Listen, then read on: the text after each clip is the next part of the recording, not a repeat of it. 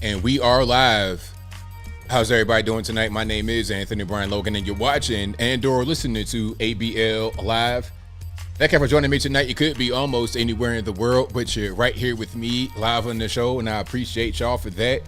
We got a whole lot going on all over the internets, all over mainstream media, social media, everywhere, and I don't know where to start. First of all, we have cocaine in the White House.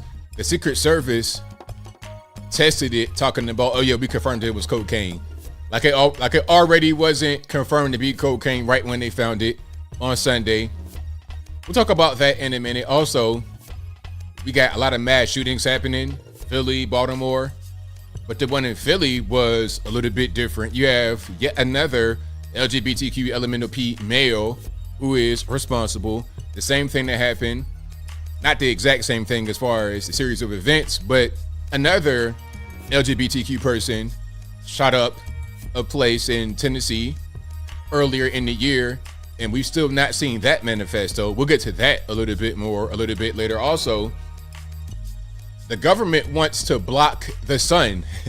They want to block the sun because the earth is getting too hot. But just about 50 years ago, they wanted to nuke polar ice caps because the earth was getting too cold. We'll talk about that in a minute. Also, the federales have been restricted by a federal judge from contacting social media companies about matters of free speech. We'll talk about that a little bit more and a whole lot more on tonight's episode of ABL Live. You guys are the best audience anywhere on these interwebs. If you like what you're hearing so far, please give the video a thumbs up. Like the video, share the video, do all that good stuff. That'll help me out tremendously. We got a whole lot going on tonight. And where do we begin? I don't even know. First of all, you guys are the best. You guys know the sponsors are always going to be in full effect. Shout out to patriotpost.us, your best source of news and information anywhere on these internets. Link for them will be in the description, patriotpost.us. Check out my website as well, anthonyblogan.com. That is ANTHONY, the letter B, LOGAN.com. If you go to the front page of the website, you'll be able to find videos for each, well, not videos, the articles for each video that I produce. And in the article, you'll be able to find sources. So if you're ever wondering, hey, where'd you get that statistic, ABL? You just made that up, put it out of the clear blue sky. Never. I always cite my sources on anthonyblogan.com. Right there on the front page, go to the corresponding article right there on the website. It'll have everything you need. Also, go to the contact page, anthonyblogan.com/contact. There you can find my email address, my snail mail address, my social media platforms, Facebook, Instagram, Twitter, all that good stuff is right there on anthonyblogan.com/contact. And as I always say, every single week, do not talk to anybody that appears to be me in the YouTube comments that reply to your comment. So let's say, for example, I post a video and you respond to my video in the comment section, and then someone responds to me. Someone responds to you that looks like me, and they say, hey man, contact me on this random WhatsApp number. Don't do it. And if you're ever wondering if you're talking to me or not, just go to the contact page and everything is right there. If it's not right there, then it's not me. So please be safe out here, 2023. Also, go to ablmerch.com. We got hats, t-shirts, stickers, hoodies, mugs, and more right there on the website, ablmerch.com. What else we got? That's pretty much it for the websites, anthonyblogan.com, ablmerch.com, patriotpost.us. We got a whole lot happening here. There's a whole lot of news going on, a whole lot of things happening. Boy, oh boy, we got cocaine in the White House. We're going to get to that in a minute. Oh, yes, we shall. Yes, we shall get into it. And I got a few videos, a few controversial topics that have happened over the past week or a few days, I suppose. Hopefully you guys had a good Independence Day, 4th of July weekend. Hopefully everything went well. Hopefully when you were shooting your fireworks off, nobody blew off any fingers and toes or anything like that. Hopefully you guys had a fantastic weekend. All right. Everything was good with me. I didn't get blown away by any fireworks. I saw a few shows. I was on the road and saw a few shows driving. It was a good thing. So shout out to you guys. And of course, Independence Day, y'all know what it is. That's when we became free from the Kingdom of Great Britain, July 4th, 1776. It is always a day to be respected, remembered, and celebrated. All right. So shout out to you guys for being here. We have a whole lot going on. There's quite a few videos that I'm going to get into. We got to talk about Creepy Joe and the Dope Fiend Boy. We will get into that. But I got some videos first. I think I have some videos because I want to just discuss a few things. Just a few things. And we're going to keep the show rocking before we get to the main topics. Okay. Here's what I want to show. Your man Dylan Mulvaney. Can we start here? And I promise after this, I'm not going to show this guy anymore. I think his 15 minutes of fame have expired. I think his 15 minutes, I think he had 15 minutes of fame. It's come and gone. All right. His time is over. But he is attacking Bud Light because Dylan Mulvaney, in my opinion, single-handedly destroyed Bud Light. Well, it wasn't just his fault. It was whoever decided to bring him on as some kind of marketing guy. They destroyed Bud Light. It was an internal thing. I feel like it was some kind of internal coup. Maybe somebody had an issue with Bud Light. Maybe somebody from the company did something to their family. This is like one of those movies, right? Where somebody comes back 100 years. You killed my father. It's one of those kind of deals. But anyway, let's see what your man Dylan got to say, and then I won't play him no more. Let's throw him on the screen right here. Yo, this face, man, I'm telling you, these Transformers be looking so scary. Like, you ever seen, hold on, I'm gonna come back for a moment. You guys ever watch, like, clown movies? Like It? If you're right around my age, I'm 38. I know I got gray. Congratulations for being the first person to notice if you bring that up. But I'm 38, and when It came out, or when I first saw it, I'll say, I was probably about 8 years old. Oh my goodness. You talking about being scared? I was scared. Like, I've not seen a movie that scary since. The bar for scary movies is so high because I was so young. I'm a little kid. I don't really understand all this stuff that I'm seeing on the screen. So it's to the point now where I see a scary movie, I'm like, that's all you got? I mean, it's just kind of gory and kind of silly. It's almost like comedy. But anyway, I digress. The point is that the clowns, ever since then, clowns I'm not really a big fan of. If you're a little creepy looking as a clown, I'm ready to go ahead and fight. I'm ready to fight. I told a story before. I'm going to tell it one more time before I get back to your man, right? Before I get back to your man, I'm going to tell this quick story. So I am probably about 19, 20. I'm in college. At the time, my dad lived downtown Portsmouth, Virginia. And it's this little art school part of TCC, the community college, right down the street from his house. So what I would do, I would park in my dad's condo where he lived in the parking garage, and I would just walk down to the little art center and go to class. It's a real small school, just because I'm doing graphic design. That's what it was.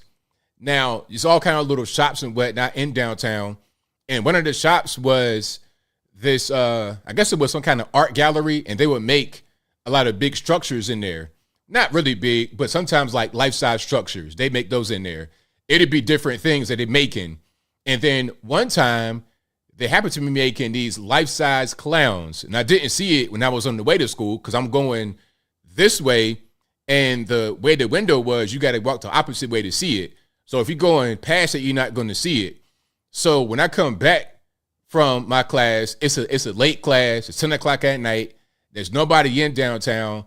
But I know I'm in downtown and it might get a little squiggly out there. So I'm ready for whatever. So I'm already kind of on the edge as it is, being downtown Portsmouth, 10 o'clock at night, and ain't nobody around. It could be some random crackhead to pop out, random dope boy, whatever. I'm on guard already. So then I walk past the little place and I see this big wide open window. It was like a full length window from the floor all the way up to about 15 foot. It was a humongous window. And it had to have been about 1,000 clowns in there that they were working on in this little art studio. Man, look, man, if I had a gun, I would have been shooting inside the glass. I was scared. I was so scared.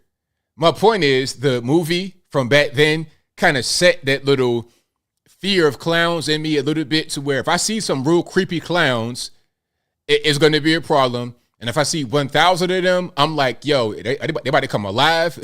Do I need to fight right now? This guy right here reminds me of a scary clown, 100%. And whenever I see some of these Transformers, I'm like, what is going on? Are they going to attack me? Not even because of them being gay. I don't really care about that. It's about this face right here is scary. All right. It the clown has nothing on this guy right here. But I digress. Let's get a little bit of sound. That'll help. One thing I will not tolerate people saying about me is that I don't like beer, because I love beer and I always have. I built my platform on being honest with you, and what I'm about to tell you might sound like old news, but you know that feeling when you have something uncomfy like sitting on your chest? Well, that's how I feel right now, so this feels like the right thing to do. I took a brand deal with a company that I loved, and I posted a sponsored video to my page. And it must have been a slow news week, because the way that this ad got blown up, you would have thought I was like on a billboard or on a TV commercial or something major. It don't matter, man. Social media, listen, see, I don't like, how old is Dylan?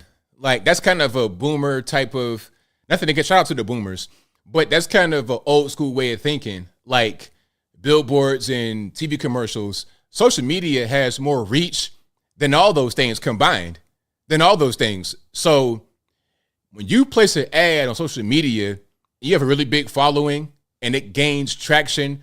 That's the thing that companies pray for, is that kind of attention.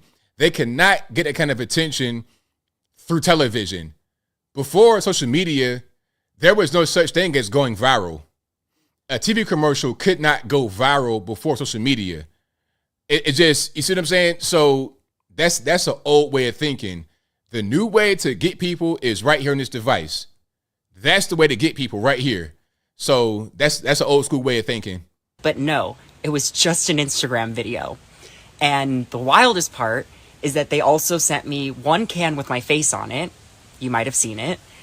And funny story, I had the can around my house, but then I realized, wait, I need to protect this can. So I hid it somewhere, and now I can't find it because I hid it so well. But when I do find it, I feel like it needs to go in a museum, preferably behind bulletproof glass. And you might be thinking, Dylan, why bring it up now? I'm bringing it up because what transpired from that video was more bullying and transphobia than I could have ever imagined. Man, look, at the end of the day, you know what's going on. You know who you are. You know you're controversial. Don't even try to play like that. Man. Just be, put on your big boy pants and deal with it. Huh? You want to be a public figure? Well, being a public figure, you're going to get this kind of criticism. I didn't been called all types of N-words and everything else. Now, I'm not making videos on TikTok and whatnot crying about it, because I know I'm a public figure. You have some haters in the world, some people that don't like me because I'm conservative, and that's fine. What am I really going to, let's keep on going. And I should have made this video months ago, but I didn't. And to be clear, I'm not trying to compare this person's plight with what I got going on. You know what I mean? It's not even the same thing at all. I'm just saying, a public figure, you're going to have to deal with some adversity. You got to just put on your big boy pants and deal with it, boss. And I was scared, and I was scared of more backlash, and I felt personally guilty for what transpired. So I patiently waited for things to get better. But surprise, they haven't really. And I was waiting for the brand to reach out to me, but they never did. And for months now, I've been scared to leave my house. I have been ridiculed in public. I've been followed. And I have felt a loneliness that I wouldn't wish on anyone. And I'm not telling you this because I want your pity. I am telling you this because if this is my experience from a very privileged perspective, know that it is much. Why are you privileged? Because you are white male privilege? Is that what's going on? Like, are we trying to abandon the whole LGBT thing from the place of oppression? much worse for other trans people. For a company to hire a trans person and then not publicly stand by them is worse, in my opinion, than not hiring a trans person at all, because it gives customers permission to be as transphobic and hateful as they want. And the hate doesn't end with me. It has serious and grave consequences for the rest of our community. I'll tell you what, though. I will agree that Bud Light made a mistake in hiring this person. That was a mistake, not the whole not saying what you think, because at the end of the day, they're losing their market cap. So what are they going to do? What's happening right now is not even about transphobia. It's about, you're costing us money, so we're going to go ahead and cut ties. I don't care what you identify exactly, Jim with Juice, the tiny violin. Give me the world's tiniest violin. It's like, you costing the company money. They don't really care. They throw you away in a heartbeat. They do it to anybody. Anybody. Ain't no loyalty in this game. It's a cold world. When you're dealing with big money like that, money is bottom line. If they can make money with you, they don't care what you got going on. They'll give you the bag.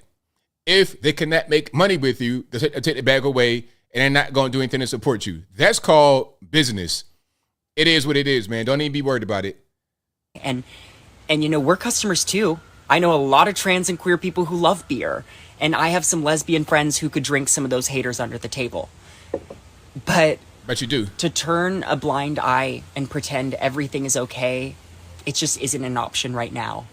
And you might say, but Dylan, I don't want to get political. Babe, supporting trans people, it shouldn't be political. Oh, it definitely is, because you're talking about kids and everything else. Because see, the thing about it is, y'all don't just want to stop with your sales.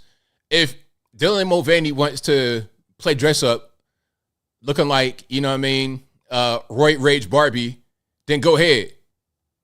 But see, what you try to do is push the ideology onto others, push it onto the children, push it onto the general public, and we don't like it. And then when we say we don't like it, now you got a problem. How about respect our beliefs? See, freedom of speech and expression goes both ways. It ain't just a one-way street. People say that all the time. They be like, oh, why are you saying something against this person? They got freedom of speech. I got freedom of speech too. Freedom of speech is not just a one-way thing. You can't just say freedom of speech when it comes to you expressing yourself. I can express myself too. We can all express ourselves. And if enough of us say, hey, we don't like that particular thing you got going on, and the money gets affected, well, you're going to be out of luck. That's just the way it is. That's what I always say. Whenever there's an issue, whenever there's a problem, I'm gonna cut that video short. You get the idea. But whenever there's a problem or an issue with something, what I say is, cut the money. Attack them where they're going to feel it, which is where the money is. If you're not going to get them right there in the pocketbook, then it doesn't even make a difference. You might as well just not say anything at all. Keep your mouth shut. That's kind of how I feel. But that's your man, Dylan Mulvaney, crying the world's tiniest violin. All right. I got you, Aaron Brooks. The reason why they hadn't been on Apple Podcasts is because I've had issues with my mixer. So it's hard for me to download the audio from YouTube and then get it back on there. But I'm going to put the previous ones on and then this one on as well. So thank you for that, man. Thank you, Aaron Brooks. I got you, boss.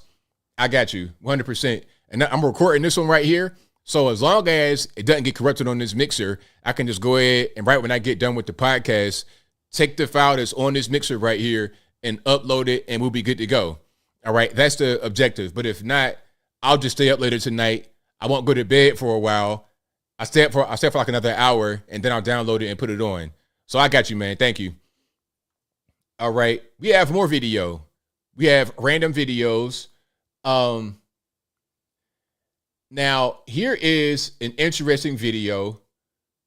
A lot of you guys, it's going to be a whole, 180 from what you just saw. This is about civil rights. Rosa Parks. Now, I'm going to let this woman tell the story, and then I'm going to tell you what I know about the story. All right, and let's check it out. I'm not going to say too much. I'm going to just let her say what she's got to say. They didn't recognize her as being the first person that was Rosa Parks. She got it. She was working down there with some black people at the NAACP or something, and they got her I guess they just got together and got her to do, and I always say they did because she was real light. Yeah. Yeah, I still would say that. Claudette was dark skinned. Yeah. This lady was lighter than me.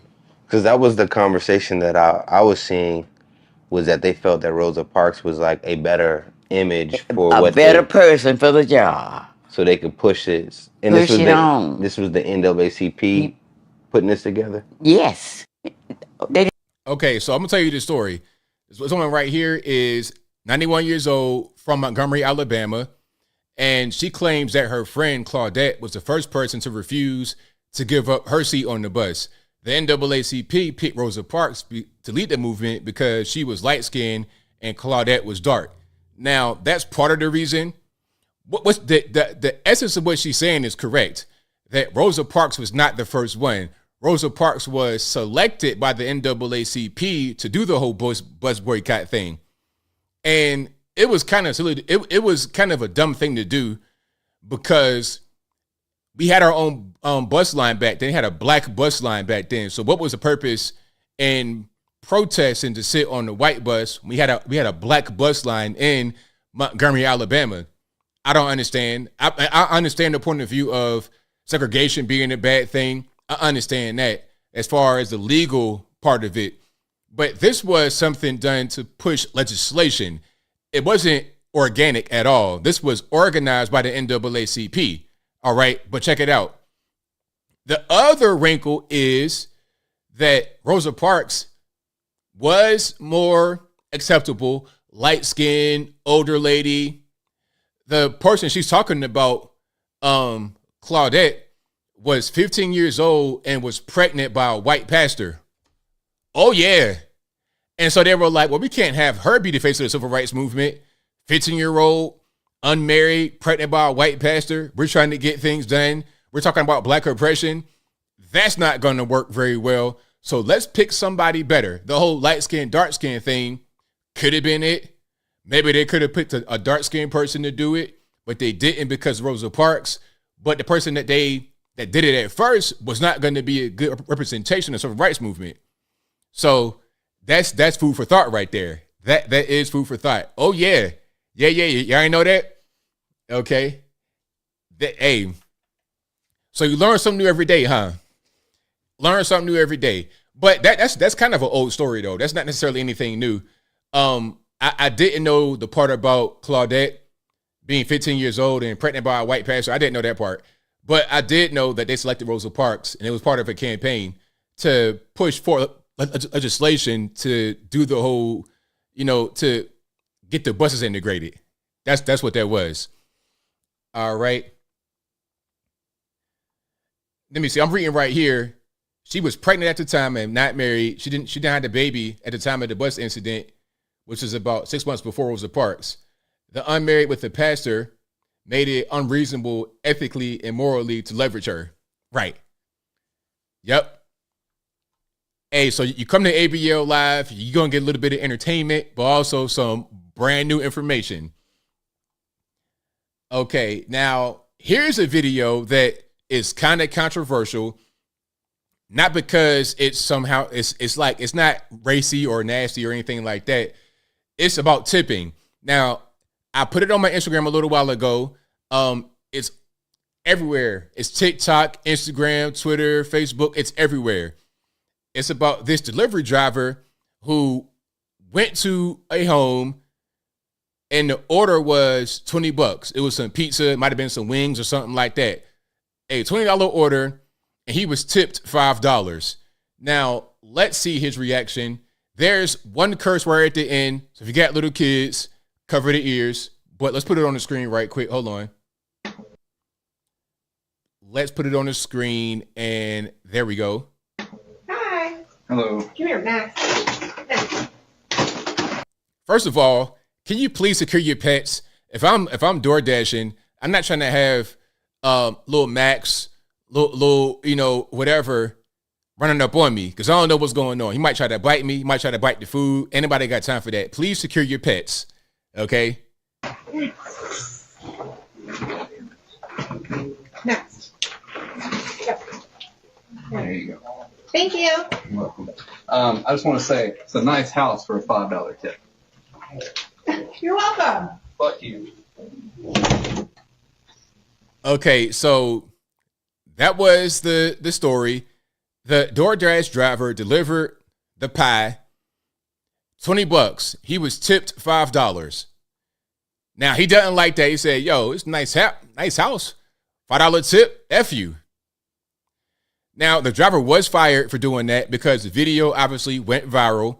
He got fired for that. But what do y'all think? Do y'all think that $5 is enough to tip for the $20 pie for the DoorDash driver? And remember, also, just a little other information, they put in a fee for delivery into your DoorDash.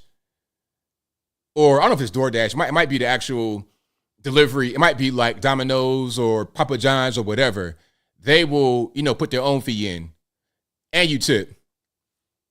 Is that not enough? Now, I was watching Fox today just by happenstance. I think I was watching The Five, and Gutfeld was on there, and he was saying, hey, you know what? The tip should be based on the service you get.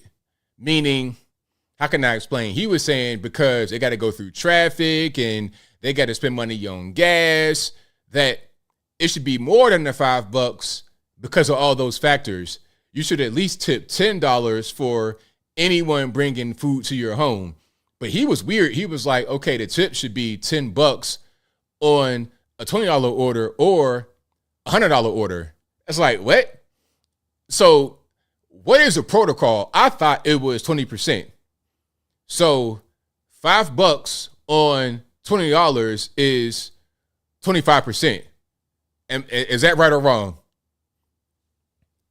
So my thing is, if you feel like you should get more money, get a better job. You are getting actually a pretty fair tip.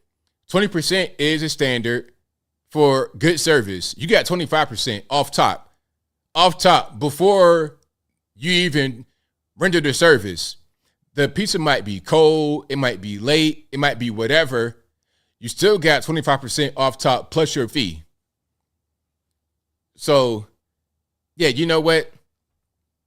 And this is part of the reason why I pick up my food. I don't have food delivered ever.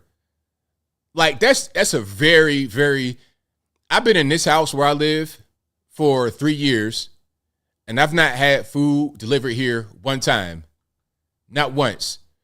And even in my old house, I don't know the last time I had food brought to my home. I cannot remember. Probably when I was in Virginia. Like I'm thinking maybe 10 years ago. I'm the kind of guy that would go to the pizza place and pick up my own pizza. I don't have food delivered. I will order it online and go inside to get it. Even when I used to go to like fast food, like Chick-fil-A, when I used to go there and I would get my food order online, when I order the food online, I'm going inside. I don't even do curbside delivery. Let me go inside and get it. Yeah, that's fine. No curbside delivery, no, none of that. Oh, I take that back. I have done curbside recently. And the only reason why is because there's no option to get it in the store picked up. Yeah. Lucky he wasn't shot. Hey, man, it's the evil world we live in. So, yeah, I think he was definitely wrong for being mad about a $5 tip on a $20 pie. I mean, that's pretty much where it should be. Yeah, that's pretty much where it should be. You guys are saying pick up your own food, no curbside. I'm with it.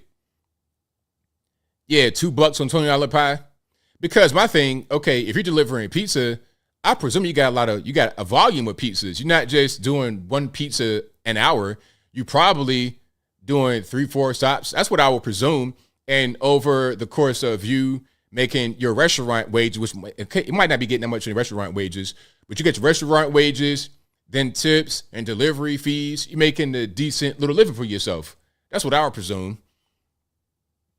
Yeah, but you know what the crazy part is now? The crazy thing now, they want you to pick up your own food and tip.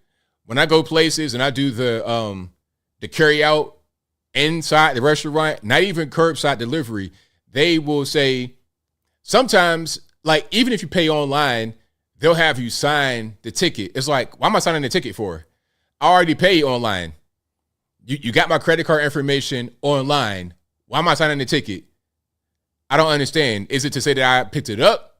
Because that's not what the ticket has a room for tip. So you want me to tip after I done already paid to pick up the food. That, I feel like it's a little excessive. It's a little bit, especially when I might even tip online. So you can see where I tipped online, and then I come in again. You want to tip some more? It's getting a little bit crazy. I think at a certain point, they got to raise the prices of the food ultimately, because, it's getting expensive to eat. You go to the grocery store, things are costing a lot. Restaurants are trying to hide their inflated prices by pushing the tipping, because when you tip through the online stuff, or in general, if you sign a ticket or you tip online, that goes to the company a lot of the time. It's a mess. It's crazy. Cost convenience issue. I'm with you. Instacart fees tip more than the total. Yeah. Hold on. Let me see. This Daydreamer says, I used to deliver pizzas. You spend all your time waiting and then using your gas up, putting wear and tear on your car for property. Or here's $5. Don't spend it all in one place. $5 is minimum. Well, I mean, what's the protocol in? You know what I'm saying? Like, nobody's told what the protocol is. Why are you getting mad at me for doing what the standard that we all know is? The standard is 20%. That's what we all know. So if it should be higher or different for delivery drivers, then we need to know the standard rather than just getting mad. Tell us what it is. Don't be like, oh, $5 ain't enough. Okay, how much you want then? For the $20 pie, you want $20 or something crazy like that? How about I just don't even do that? Rather than getting your $5, you'll get $0 when I go to the store and pick it up myself. How about that? That right there solves the problem. You don't get any money and I save money. That's a win-win situation. You're not getting paid poverty, so you don't get paid any money, and I save money. Rather than paying $25, I paid $20. My gas ain't that much. How much is a gallon of gas? What, $3 or less? And I got a pretty good gas mileage on my vehicle, on my Camry. I ain't taking the truck, I'm gonna take the Camry. I'm getting like 35 to the gallon, and I'm not going that far. I'm right down the road, 3 miles away. Okay. So I'm using less than a gallon of gas. I'm using like a quarter gallon at best, not even that much. So less than $1 to make that trip from my house to the pizza spot and then back. So that's a win for me. Anyway, I digress. If you like what you're hearing so far, please give the video a thumbs up, like the video, share the video, do all that good stuff. That'll help me out tremendously. And you know what? The thing about it is I'm a very good tipper, and I keep cash in my pocket to tip people, because I understand that when you tip on a ticket, there's taxes and all kind of weird stuff in the middle. When I was at a restaurant recently, I said a story before, but I was at a restaurant in Atlanta recently. It's one of them expensive spots. It was a special occasion, whatever. The ticket was pretty high. And they brought like this machine. It was like one of them calculators back in the day. It was a big machine they brought out, and you could just put your card in there. You could tip right there in front of the person. It was a high ticket. I tipped $0 right there. I got no fear. It was over $200. Yes, it was. And I tipped $0 because I was going to get the person cash. But I'm not afraid to tip $0. I'm $0 on there. And then he came back. I was like, yo, take that. Boom. Now, if you would have acted up right there, I would like, see, you're not even really, you're blocking your own blessing. I was going to give you a nice big wad of cash in your hand. Boom, take that. But now you get nothing. And if you would have got something, it would have been less what I give you right now. So the guy, man, you can't be doing something. You can't do that to people. You're blocking your blessings. Now he's fired from his job. So now you make no money because you're mad about $5. Anyway, I digress. Let's keep on rocking here. Where are we going to go to next? We have quite a few things going on. What do we have on the list? Oh, yeah, the federales have been restricted from contacting social media platforms. Now, remember the big thing that happened was Hunter Biden, and we're getting to Hunter Biden in a little bit, so y'all don't fret. We're getting to him in a minute. But Hunter Biden smokes crack, and the laptop story got leaked right before the election in 2020, remember? And there was this big thing that happened where social media companies were censoring the story. Now, the story was not just, it was not some kind of tabloid. It wasn't a rumor. It was a real thing. New York Post, one of the nation's oldest papers, reported the story right on the front page. They had the evidence. They verified it themselves. They published the story.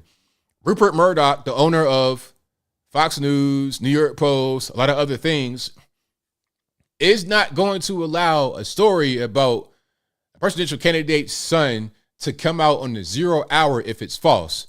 Yet it was blocked, Facebook, Twitter, everywhere. If you posted that story, you might have got banned from the network. It was crazy. But guess what, though? Guess what? The reason why they did that is because of pressure, because of coercion, because of some nudging and wink, wink and whatnot from the federal government. Remember this story right here? Mark Zuckerberg himself, he was on Joe Rogan's podcast, and he said the FBI warning prompted Biden laptop story censorship. This is back in August 2022, almost 2 years ago. Well, almost 1 year ago, pardon me, I'm tripping. Almost 1 year ago, he said that about the thing that happened almost 3 years ago. Here's what happens. Okay, or here's what happened in that particular situation. The FBI called all the social media platforms. They called them back then and said, hey, you know what? There's an issue with misinformation from the Russians, and we don't want to have anything like that coming out to the world. So, you want some cooperation. They'll use certain kind of language to let you know that we want this particular story to be censored. All right. And they're going to talk to you in a certain kind of way to where you know what they mean. Read between the lines, you got to do it. And if you don't do what the FBI is suggesting or coercing you to do, then there's going to be problems. We see what happens when you don't follow in line. You see what's going on right now with Donald Trump. Donald Trump is being drugged through court processes because he's not following orders. He's not doing what they want him to do. All right. So they knew they had to just play ball. And of course they did. You posted that story, you might have got banned. The story got deleted. Then they said the intelligence officers that came through and said that the story was fake. All of that was to protect Joe Biden from the federal government directly. All right. That's what happened. But see, now the federal judge has limited Biden officials' contact with social media sites. The order came in a lawsuit filed by the Attorney General of Missouri and Louisiana, who claim the administration is trying to silence its critics, which is correct. They would call these companies and they would have certain posts deleted. Not just the Hunter Biden story. That's the one that's probably the most famous, the most notorious for this to be happening. But there are plenty of other tweets, Facebook posts, Instagram posts, etc., that go against the grain. A lot of COVID-19 coverage was influenced by the federal government. If you were to say something about hydroxychloroquine, ivermectin, that was getting deleted. Anything about vaccine injuries, that was getting deleted, and it still is getting deleted. Then you post a video about COVID-19, they'll put a restriction or some kind of notice on the bottom of your video that comes from the federal government, all kind of stuff like that. All right. This is direct action, direct communication between the federales and social media companies, but they can't do that anymore. All right. Now it's funny because look, see this is New York Times. See what they say right here. Federal judge in Louisiana on Tuesday restricted the Biden administration from communicating with social media platforms about broad swaths of online content, a ruling that could curtail efforts to combat false and misleading narratives about the coronavirus pandemic, scandemic, plandemic, and other issues. All right. See, this is what they do. Misleading narratives. Like, define misleading. Just because you think it's misleading does not mean it is misleading. They said it was misleading to say that cloth masks don't work. Now we know that cloth masks don't work. They said it was misleading to say that the vax could cause injuries. Now we know the vax could cause injuries. They said it was misleading to say that lockdowns don't work. Now we know the lockdowns don't work. They say certain things are misleading and then they end up being wrong. And the whole time they're using their wrong opinion to censor the information. But if we're able to just have freedom of information, then it's able to get out there. You could potentially save lives. You could save livelihoods. You could save people by allowing information, by allowing freedom of speech. That's what this was. It was a freedom of speech case. It's like, hey, you can't coerce these companies to silence people from expressing themselves. You're violating the First Amendment. All right. You see it right here. The order, which could have significant First Amendment implications, is major development in a fierce legal fight over the boundaries and limits of speech online. All right, let me see if I can find here. So, check it out. Oh, and the ruling does not protect criminal activity. All right, it doesn't protect that. So, if you are on here doing things that are illegal, human trafficking, selling drugs or whatever, that's different because you're violating the actual law. But just a different opinion saying, hey, you know what? I think the C-19 was a scam. It came from China, the China virus. The government can't contact Twitter and tell them to put me on the list. Well, there's already a list right now. The feds have a list of people that are undesirable, quote unquote, on social media. And then what they're going to do is just read your tweets. They're going to watch your live videos. I was watching a video today of Charleston White. Shout out to him. And Charleston White, who's a big guy on social media, he was talking about he got pulled one time. He got pulled one time by the feds on the street, and they told him, like, we watch all your videos. We think you're funny, but we watch all of your videos. That's what they do. There's probably a whole team of guys, of sweaty guys in their basement, working with the federal government who do nothing all day but read your tweets, watch your YouTube videos. Hey, if I have my own personal sweaty FBI agent, hello, hope you're enjoying the show. Get you a nice little hint water, get you some chips, and enjoy, all right? Shout out to my fat, sweaty FBI agent. Hopefully having a good time, but I digress. Here's the meat and potatoes of the whole situation, right?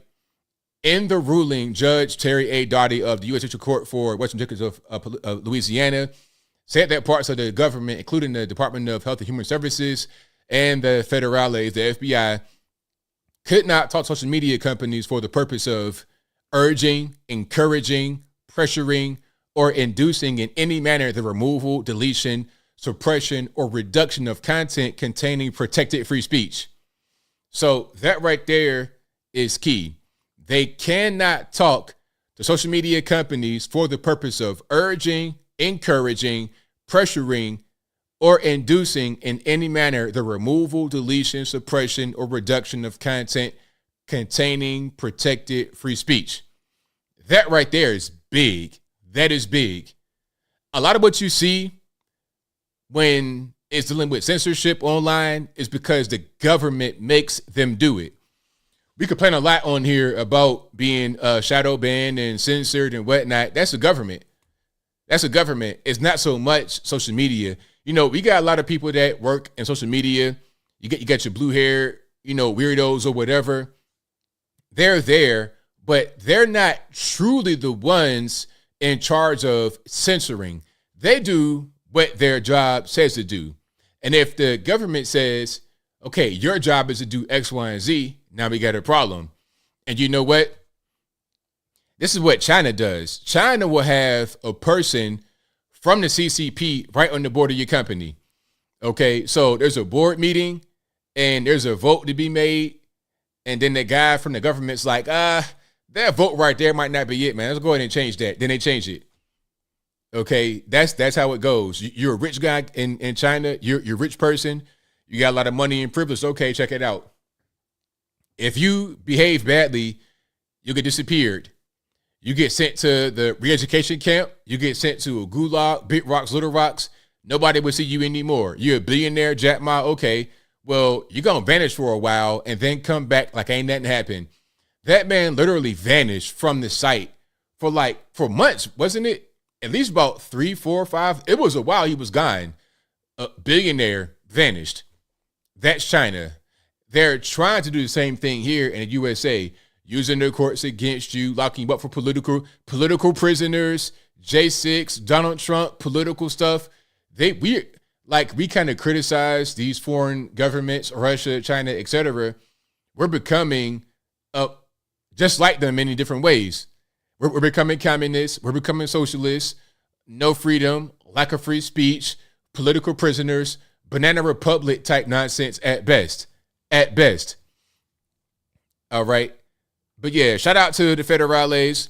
Shout out to the sweaty FBI agents clocking my page. You know, I'm clean as a whistle. I don't say anything on here that's going to get me jammed up at all. Not in the least bit. That ain't how I rock or roll. But if you like what you're hearing so far, please give the video a thumbs up. Like the video, share the video, do all that good stuff. That'll help me out tremendously.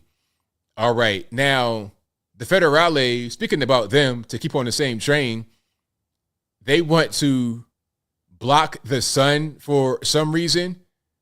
Now, the government always does weird things like this. They want to block the sun, but back in the day, they wanted to nuke the polar ice caps because that was a problem. Let me see if I can find the news clip on that one.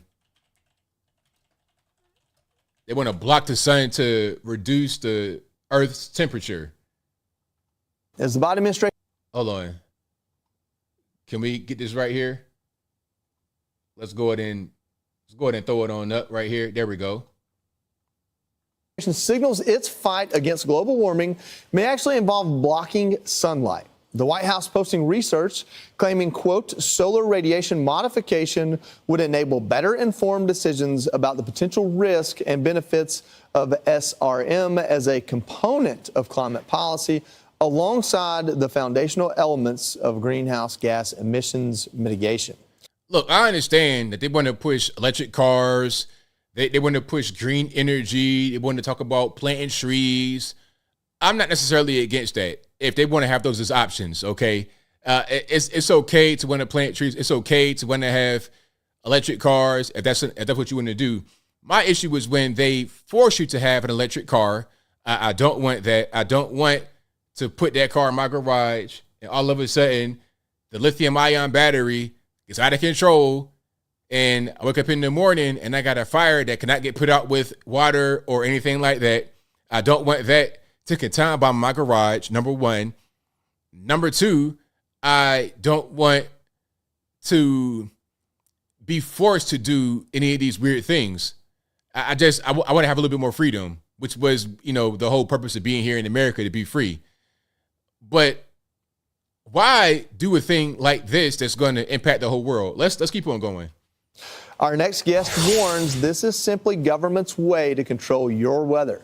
Mark Morano, publisher of ClimateDepot.com, and he joins us now. Okay, Mark, my take this morning was maybe this is one of those or else, get on board with everything else or we're going to block the sun. But I guess it's a little bit more reality than that. Tell us about it. Well, this is actually Bill Gates funding this as well through Harvard University. This is retro 1970s. In the 1970s, they believed that our fossil fuels were creating aerosols, blocking the sun, creating man-made global cooling. So they came up with the same kind of geoengineering solutions back then. They wanted to put black soot on the Arctic to melt it. There was one proposal to use nuclear energy to help loosen the Arctic ice caps because they thought they were growing too much. And John Holdren, back in the Obama administration, also supported this kind of geoengineering, if you will, of the climate. This is radical, risky, unproven, unknown effects, but they're doing it as a sort of lever over us to say now in the Biden administration, kind of like, yeah, we know this is dangerous, we don't know the effects, but darn it, people aren't buying electric cars fast enough, or they're not embracing Green New Deal policies, so we have to risk our entire planet with this insane kind of research. It's basically weather modification. China's been doing it for years. It's another form of what the U.S. government has even been doing. The ABC News meteorologists bragged about the cloud seeding they're doing to increase rain or snow and storms. They will control the government will control the weather, and you will be happy. That seems to be the new motto. So, okay, there was so much going on there. There's so much going on there. First of all, now, if you were to say something like this in public just maybe a couple of years ago, you'd be considered a tinfoil hat conspiracy theorist. If you were to say the feds are trying to control the weather, tinfoil hat all the way. Oh, that's not happening. How could you say such a thing like that? It's irresponsible, all this and that. Well, apparently it is happening. And if it's not happening, they're trying. They're doing their best to make it happen. But it's dumb, though, because in the 70s, it wanted to nuke the polar ice caps because it was global cooling back then. It's been so many different changes. Like anytime somebody tries to say that climate change is real, I'm like, okay, so was it real when it was getting cold? What did we do to make it? Did we do something to make it get warmer? And if we did do anything to get warmer, and it is warmer now, then why are we saying it's too warm? So in the 70s, it was global cooling. Then it became global warming. And since there's a thing called, I don't know, seasons, weather patterns, different variations, the sun behaving its own kind of way, if we can't control the sun, which is so big, it's hard to even imagine how big the sun is. The sun is beyond our comprehension how big it is and how powerful it is. If we can't control that, how are we so arrogant to believe we can control the earth and our weather? We can destroy it, but we can't really fine tune it. You're talking about very, very small variations that could change the entire planet and kill it. How are we going to change it with such precision? We can't do it. And if we did it back then during the 70s with nuking the polar ice caps, and now it's warm and we didn't do that, then where would we be right now? We're talking about poisoning all the water. The dumbest thing in the world, they'll say to do. But here we are. And going back to what I was saying, they say that if you believe that we can control the weather, you're a tinfoil hat conspiracy theorist. I can't tell. They're trying to do it right here. And they're talking about cloud seeding and things of that nature. Maybe that's why we have Tornado Alley down in the South now. Throughout my entire childhood, Tornado Alley was in the plains regions, Oklahoma, places like that. North Texas, Kansas. Okay. That's where Tornado Alley was. It was never in Mississippi and Alabama and Tennessee and Georgia. That's not where it was. And when I was a kid in Virginia, it never snowed. It might have snowed one time in my whole childhood. And by the time I left Virginia in my early 30s, it was snowing every year with heavy snow, getting snowed in. So are they changing the weather? What's going on? I don't know. Yeah, I was just talking to Will about the cloud seeding. He's not sure if he believes it. And I said, listen, it's something they've been trying to do for a while. But on that same topic, if they don't get to block out the sun, they're going to try other, maybe more practical ways, like electric vehicles, pushing those on us. A poll out shows 59% of us oppose phasing out gas cars by 2035. 21% support Biden's policy on this. What's your take on it? Well, this is, I don't think we need a poll to show us these numbers. The American people have voted. Less than 7% of cars are electric vehicle sales in America. And that's despite massive subsidies, massive tax credits, mandates of banning gas-powered cars led by California and 18 other states with trigger laws. They have done everything they can to promote electric cars, and they're more expensive, they have less range, and all they do is increase our dependence on China. It takes fossil fuels to make a car, it takes fossil fuels to recharge the electric cars. It makes no sense. And what they're doing is intentionally creating car shortages by these gas-powered car bans to force us into mass transit. No, that one point there, inviting China. The main thing about what he said right there was the mass transit. That's going to be the ultimate game. Get on the train. Board the train. Where are we going? Don't worry about it. Get on the train. Because if you can't have a gas-powered car and the electric car is going to be expensive, scarce, shortages, and you might not always be able to charge it because they're talking about having all of these things hooked to electric, but the grid is not prepared for this. The grid's not ready for all of this electricity to be drawn. It's just not a feasible thing. If every household had an electric car, the grid as it stands could not power it. It's just not possible. You know what? I have a theory, and y'all just hang with me. You have a lot of times rolling blackouts in California. You have rolling blackouts in California. Why? What's the reason? Is it because of all the electricity they're drawing for their cars? San Fran has the most electric vehicles out of anywhere in the nation. They have the most electric vehicles out of any city in the entire country. Now, that's got to be a big drain on the power grid, on the electricity grid. So could that cause the rolling blackouts? I don't know. I'm just asking the question. And then remember when they had some of these restrictions, it said you couldn't charge your car. Remember that? That was recent. Matter of fact, let me see if I can find that clip right quick. And if you like what you're hearing so far, y'all please give the video a thumbs up. Like the video, share the video, do all that good stuff. That'll help me out tremendously.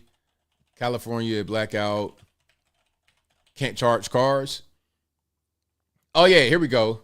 Watch this. This is, when was this? Last year, September 1st, 2022. All right, check it out. It says, amid heat wave, California asks electric vehicle owners to limit charging. Huh? What? I got to go to work, sir. I got to go somewhere. I got to be able to get up and go. Nah, man, we need you to go ahead and just, you know what I mean? Limit the charging. Kind of like, yo, don't water your grass. Don't water your grass. Don't charge your car either. Imagine getting told you cannot put gas in your car. That'd cause a crisis. That'd be pandemonium. You couldn't just say don't put gas in your car. I got to be able to. We are a society dependent upon cars. You can't just not have your car. Like where I live, you need your vehicle. I live 30 minutes out from the quote unquote city, like the downtown area. I have little stuff near me I can go to or whatever, but I'm not like a hospital. I'm gonna need my vehicle. It is what it is. All right. Let me see. Critics of the state's push to end reliance on gas-powered vehicles season the news, but environmentalists said the extreme weather underscored the need for EV transition. That makes no sense.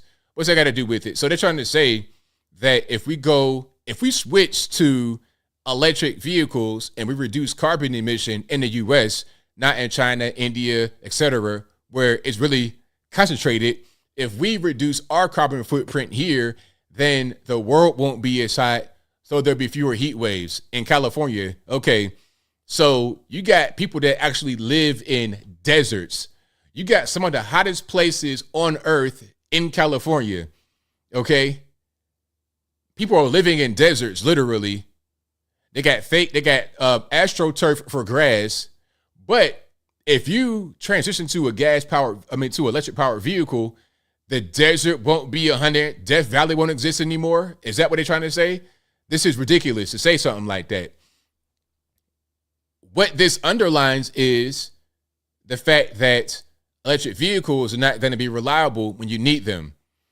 If you don't have access to power, what are you going to do? You're going to be out back. But gas, you can always have that. You can put it in the jerry can, you can store it. With electricity, not so much. What you going to do, get an electric generator? How you going to power that? With gas? We're kind of going in circles.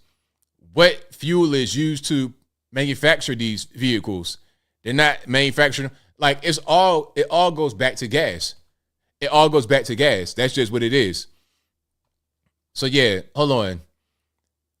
I can't read your name. Wrath says one lithium ion battery requires 200 metric tons of raw materials to mine.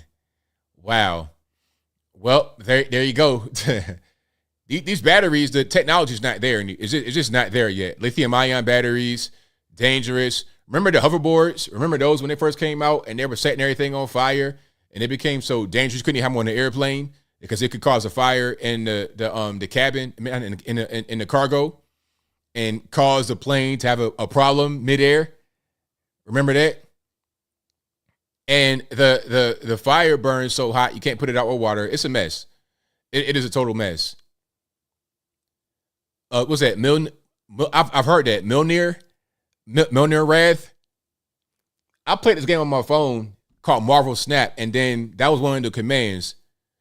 Milner to me.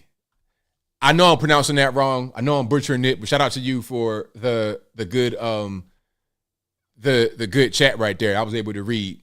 And if you like what you're hearing so far, please give the video a thumbs up, like the video, share the video, do all that good stuff.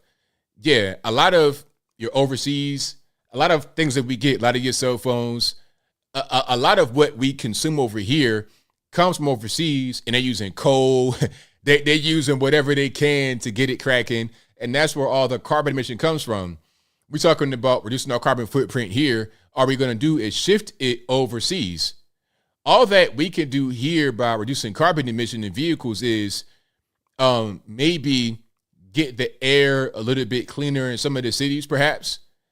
But we already pretty much have reached that. Smog is not really a thing anymore outside of Los Angeles. And it's not even as bad as what it was in the 90s and whatnot. But smog is not really an issue.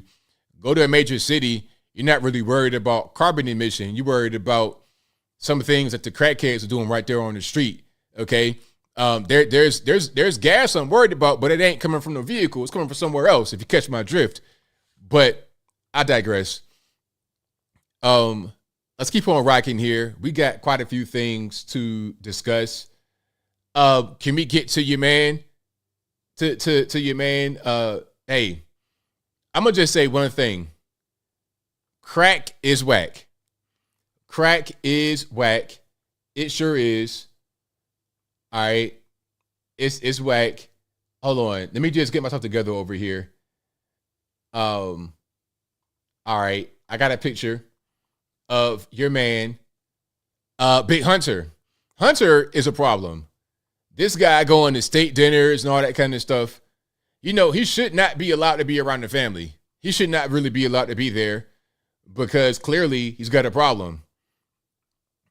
It's like, yo, until you can tighten yourself up, then maybe you shouldn't be here. Hold on 1 second. Let me get these together. All right, perfect. There we go. I got everything I need. And I got a lot of stuff right here. Hold on. Yeah. All right. There's your man, Hunter. This is him. There were some videos or pictures. I think it was just pictures of him recording himself smoking crack while driving in Arlington, Virginia. And then he went like 127 miles an hour in his vehicle. I think it was in Vegas.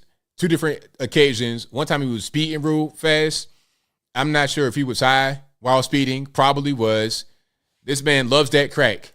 I mean, you're talking about in love with the coca. He is in love with the coca for sure. Shout out OT Genesis. This man loves that cocaine. He's literally got the stem right there. Big smiles. Okay. You're talking about blank dominoes in the mouth. Big crazy smile. Loving it. That's your man, Hunter Biden. All right. And then we have him right here, allegedly getting high right there. Wait a minute. Okay. I'm going to turn the sound off because it's kind of loud.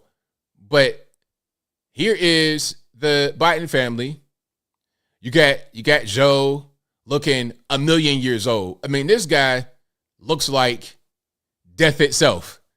Okay. If you ever seen the Grim Reaper, the Undertaker come to your door, that's going to be him right there. Like, yo, come on, man. It's time to go. Pack your bags. You're going to the upper room. You're going to glory right now. Anyway, that's Creepy Joe. That's Jill. Okay, looking very fashion forward with, I'm not sure what those are. Are those ducks in a row? You do not have your ducks in a row right now. Your ducks are not in a row with this guy on the right-hand side, Hunter. Look at what Hunter is doing. Pay close attention. I'm going to play it probably a couple times so you're able to see what's going on, but look very closely.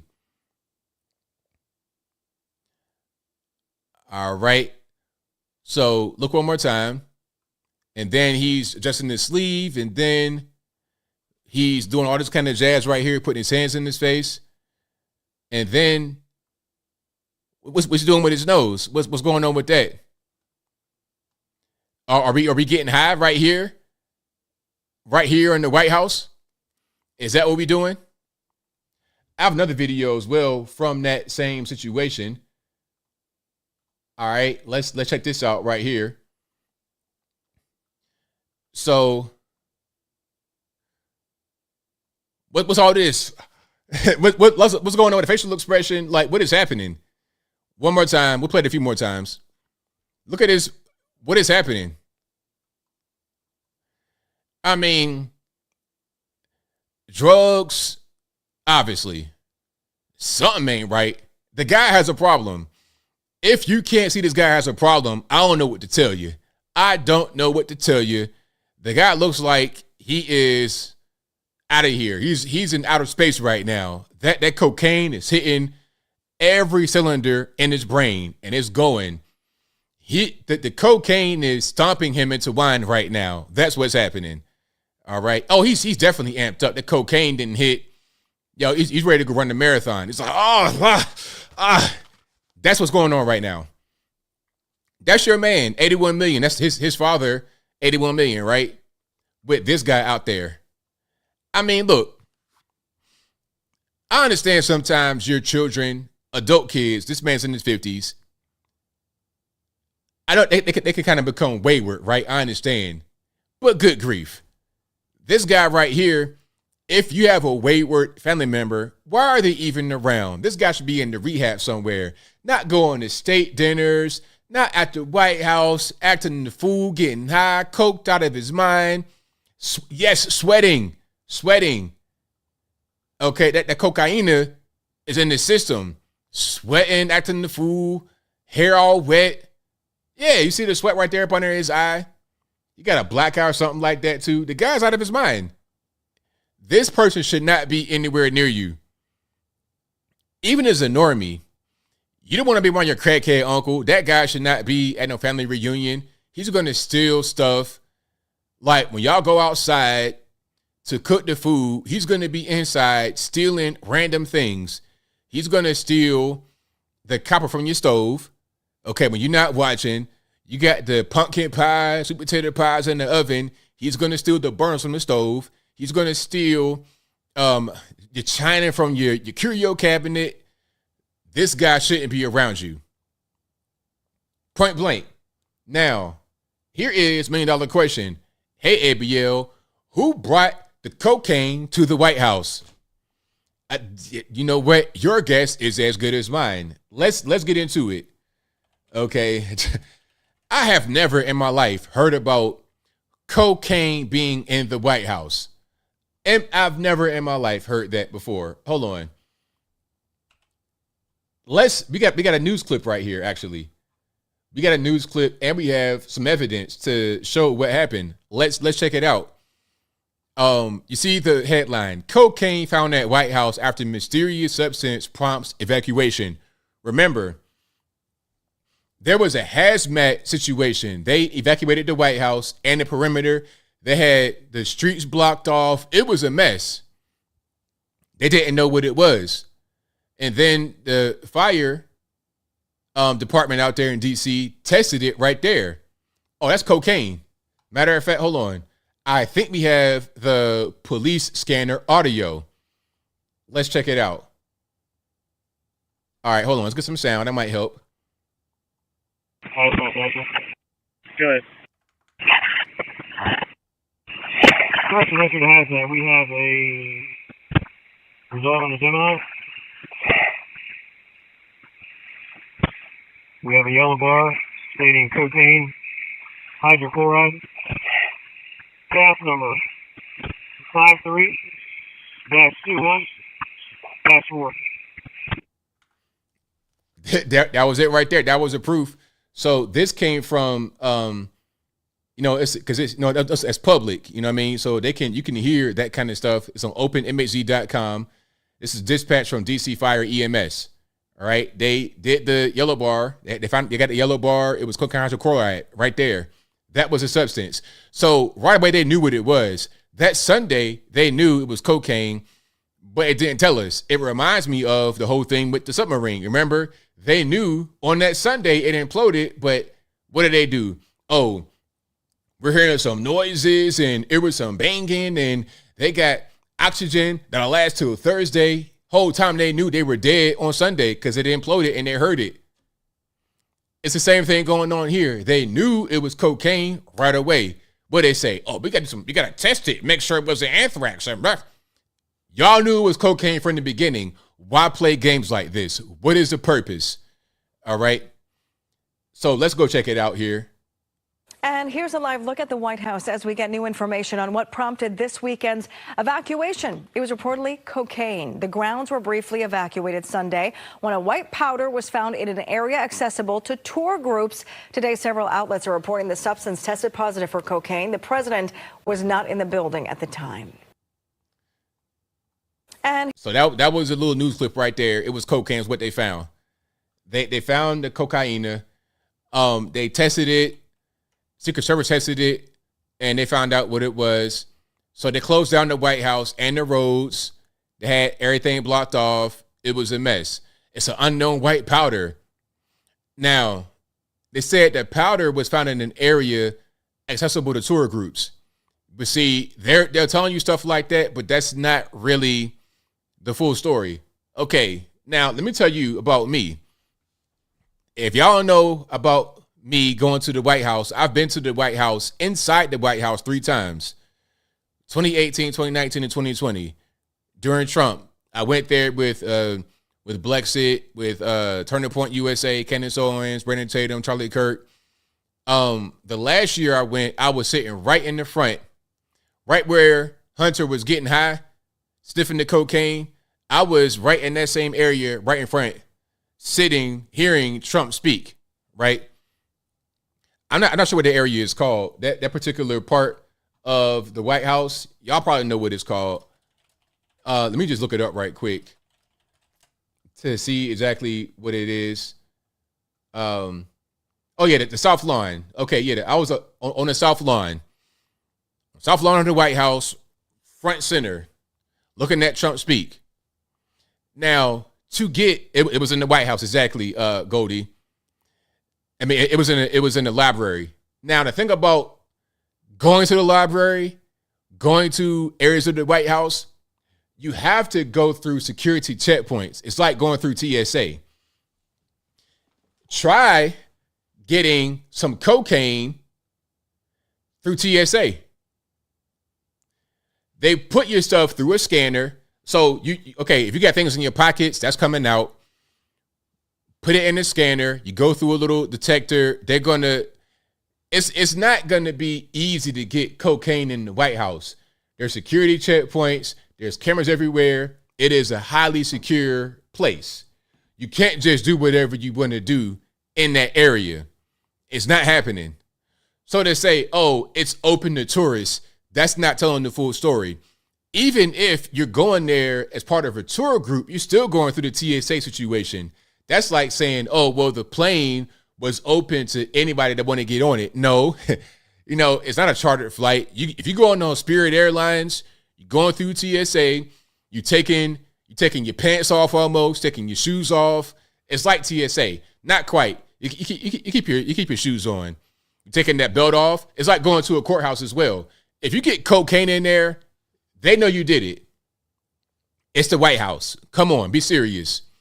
So here's the situation. What probably happened is somebody had the cocaine who was not having to go through all those security checkpoints. Somebody who had an inside track to the White House. Somebody who knew somebody on a very deep level. Now, who do we know who could fit that particular? Look, okay, check it out. A known cocaine user, well, crack smoker, same thing. A known cocaine user, somebody who can get into the White House, who was at the White House on Friday, by the way, and who has an inside track to where you can just bypass security.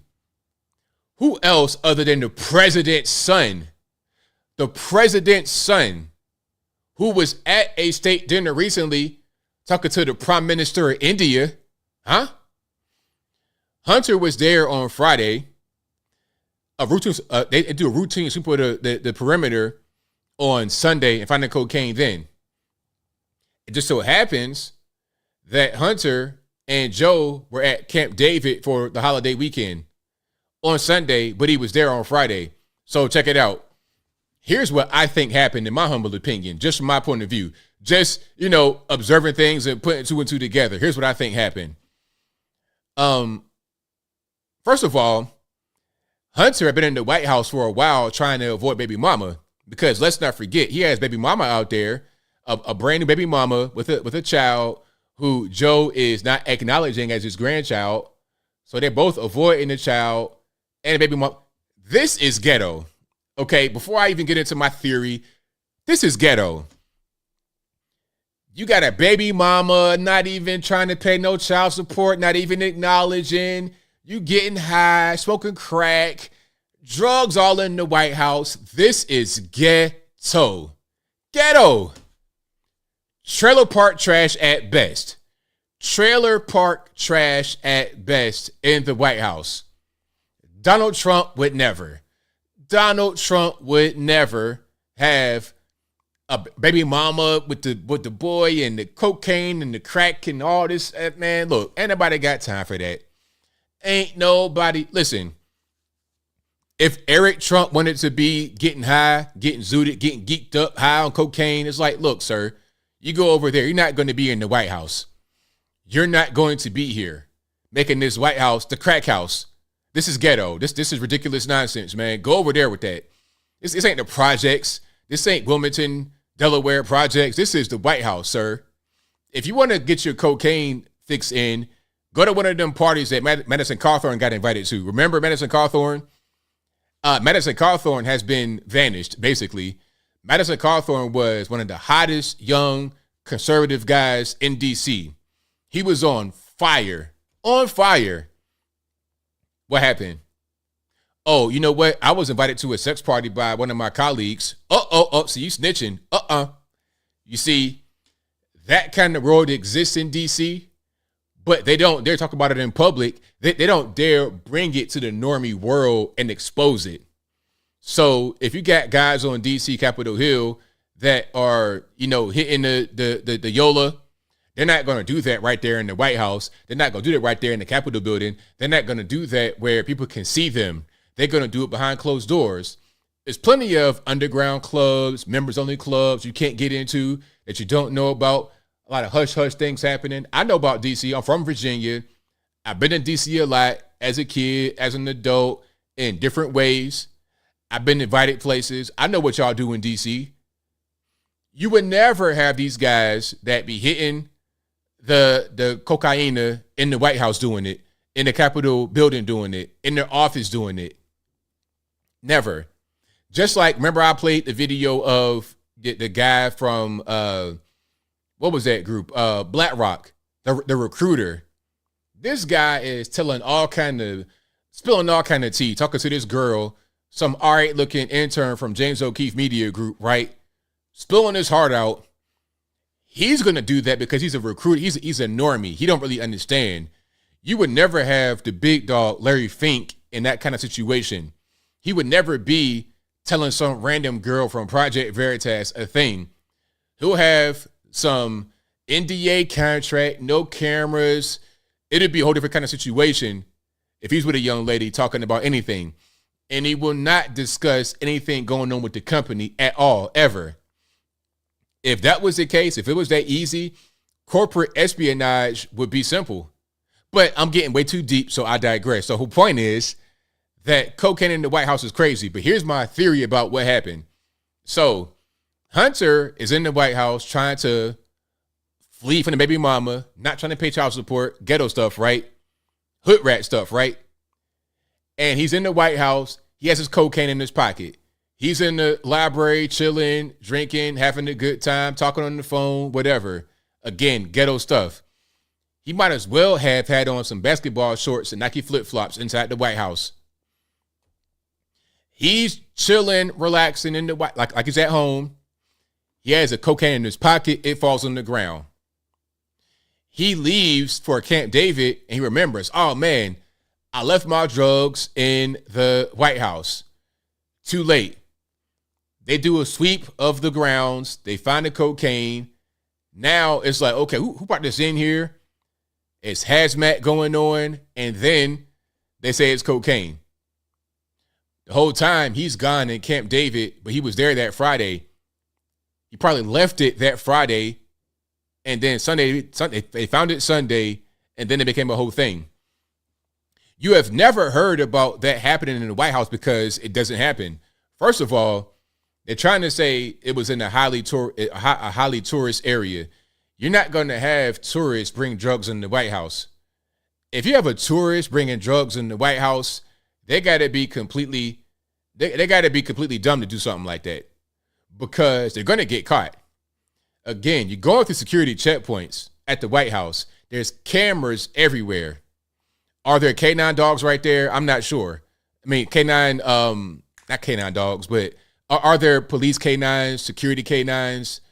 There could be. There could be. You know, like in one of the little checkpoint rooms, it could be a dog right there. So I think it's 2 checkpoint rooms. You come into the White House first, it's this long corridor. If it's a big group, you're in a long corridor. You go to one checkpoint, get through there. Next checkpoint, get through there. Now you go to the White House. You're inside the White House at that point. I think it's at least 2 checkpoints you got to go through. So you're emptying your pockets. If you have cocaine on you, you got to go through a lot to be able to hide it. And one of the checkpoints, it could be a dog sitting right there. You come in, the dog's going crazy, barking crazy, because you got the drugs on you. Ain't no way, man. I think it was Hunter. I think we all know it was Hunter. And it's to the point now where it's getting embarrassing, because it's not just us watching this story. It's the whole world watching this story. Every nation on planet Earth is watching us. Imagine what China is saying right now, what Russia is saying right now. The drug problem in the U.S. is crazy enough. We got Kensington, Philadelphia, all over the place. We'll get to Philly in a minute.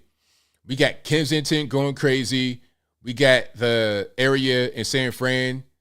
I forget the name of that place. That particular, the drug and doo-doo area in San Fran going crazy. You have, in general, the U.S. dealing with a very bad drug problem. And the problem is so bad, even the president's son can't even stop getting high inside the White House. It's bad. It makes us look like a hopelessly drug-addicted country. And how was that going to bode for us on the national stage? And then you having this same guy go to state dinners with the president, talking to the prime minister of India, talking to Zelensky, all these people. Oh, and somebody said it could have been Zelensky. It could have been him too. But I don't think Zelensky is going to be that bold to bring the cocaine to the White House. He is still head of state.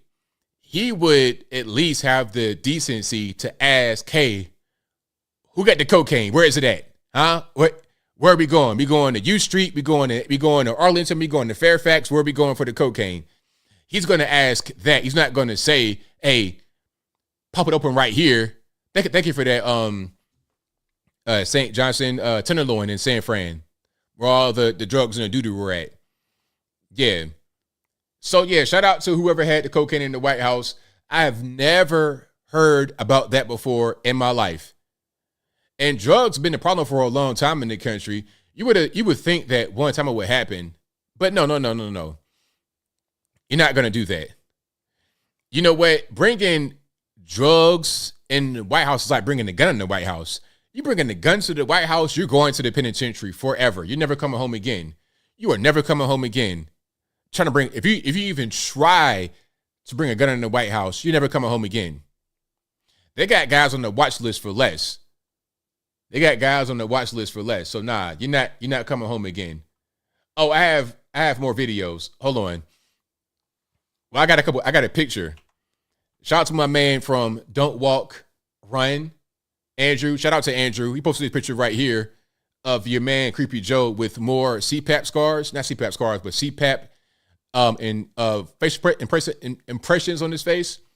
So look, he said yesterday at 12:45 p.m., Joe Biden had lines on his face from an alleged CPAP mask, quote unquote, which he supposedly wears while sleeping.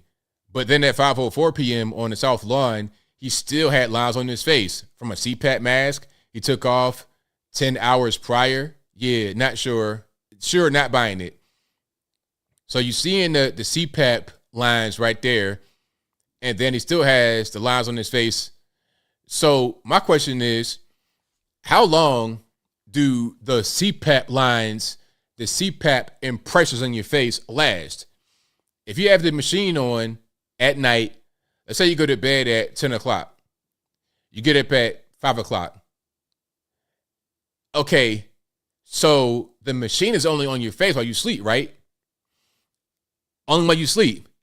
So at a certain point, it should go away. The lines should go away. So why are the lines still there at 5 o'clock p.m. if you got up at 5 a.m.? I'm just giving the random time. I'm not sure when he gets up out of the bed. Let's just say 5, 6 a.m. Why are the lines still there that late? Is he on oxygen? Is he on something else? Are they putting cocaine in his thing when he's not in front of cameras? Like, what's going on? Why are the lines there? Is he dehydrated? That could be it as well. His skin is taking a lot less. His skin is not bouncing back to its normal state because of his dehydration, perhaps. Yeah, now, if you're dehydrated, that's a problem right there. You can't drink water. You can't get IVs or something like that to get yourself together.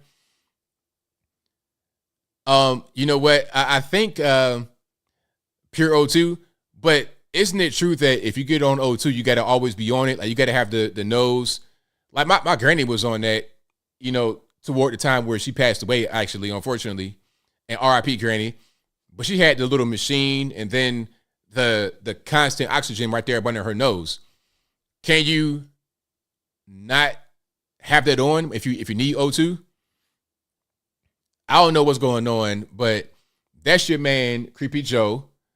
That is him. And I think I have one more here. Not of Creepy Sleepy, but of something else. Oh, actually, it is. This is an Office reference. Shout out to, I cannot pronounce your name. I'm gonna ruin your name, sir. Joe Bob Talifi. If I ruined your name, I'm sorry. Don't blame me, blame the white man for not giving me the ability to pronounce these Pacific Islander names, perhaps. So here is an island reference with it's talking about Joe Biden and the whole student loan relief thing. So you guys, if you're listening to the audio only, you just gotta use your imagination. If you're watching it with the audio with the video, look at the screen and you'll see what's going on. I told them I would pay for their college education. Man pledges college tuition. So if you can't see it, you got Steve Carell, The Office, and he is supposed to be Joe Biden here. And my man right here is laughing at him is Clarence Thomas.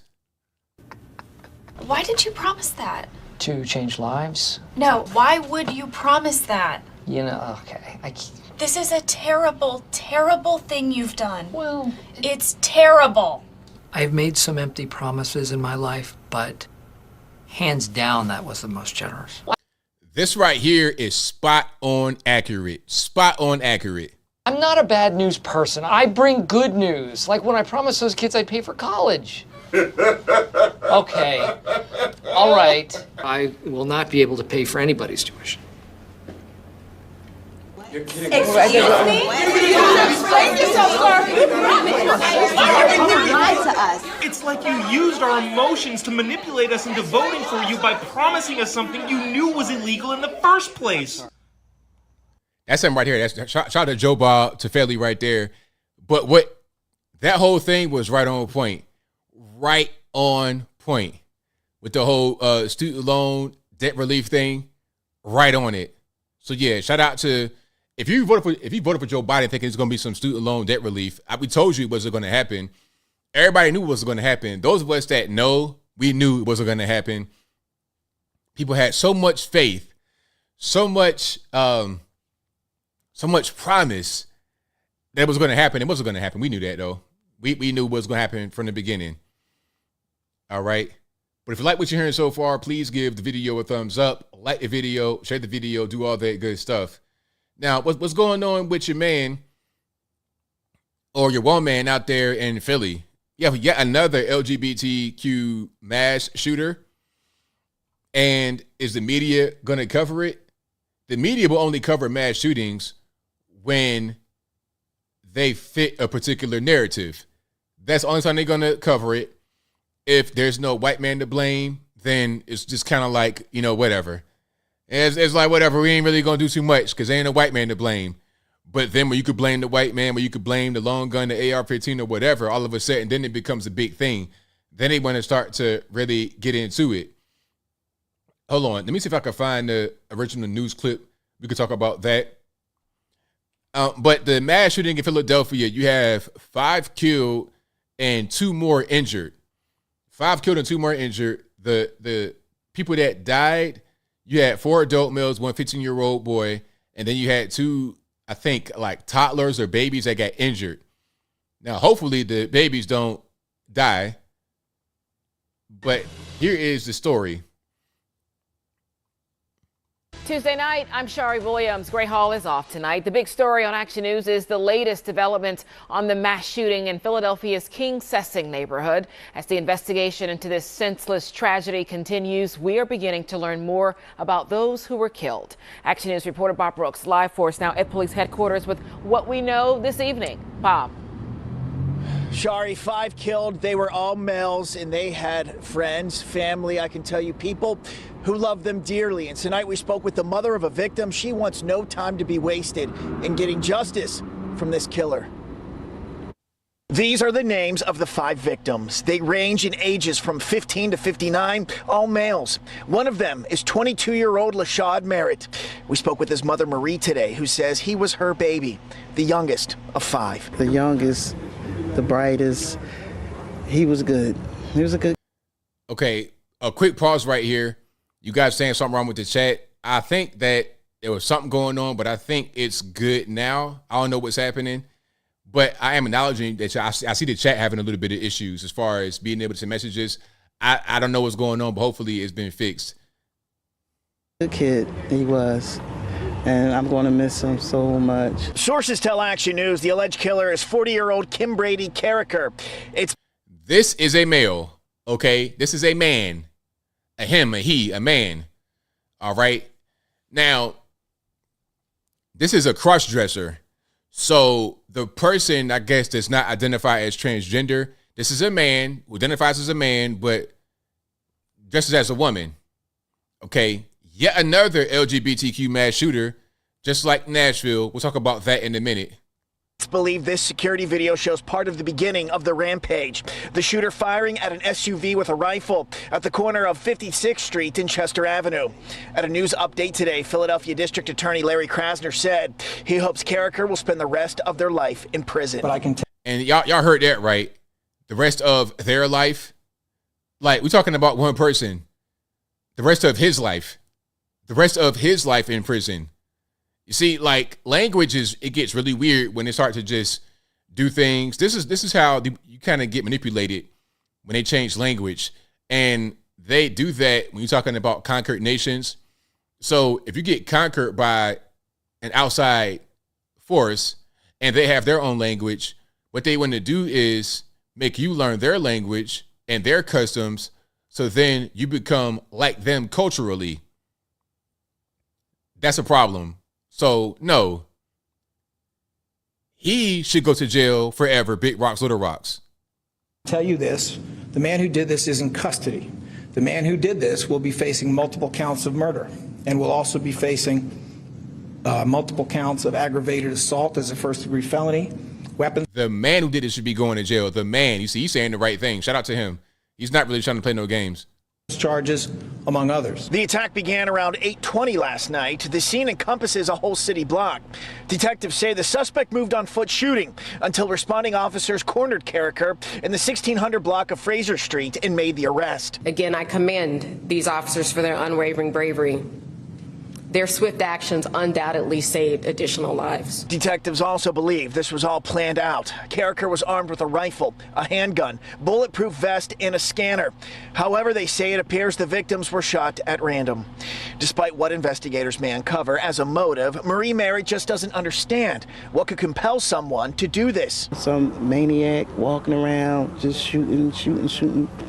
For what? We probably would never know why. You know, but you took my son. You took my baby. But as a result, she says, they'll have to face justice. You need a rot.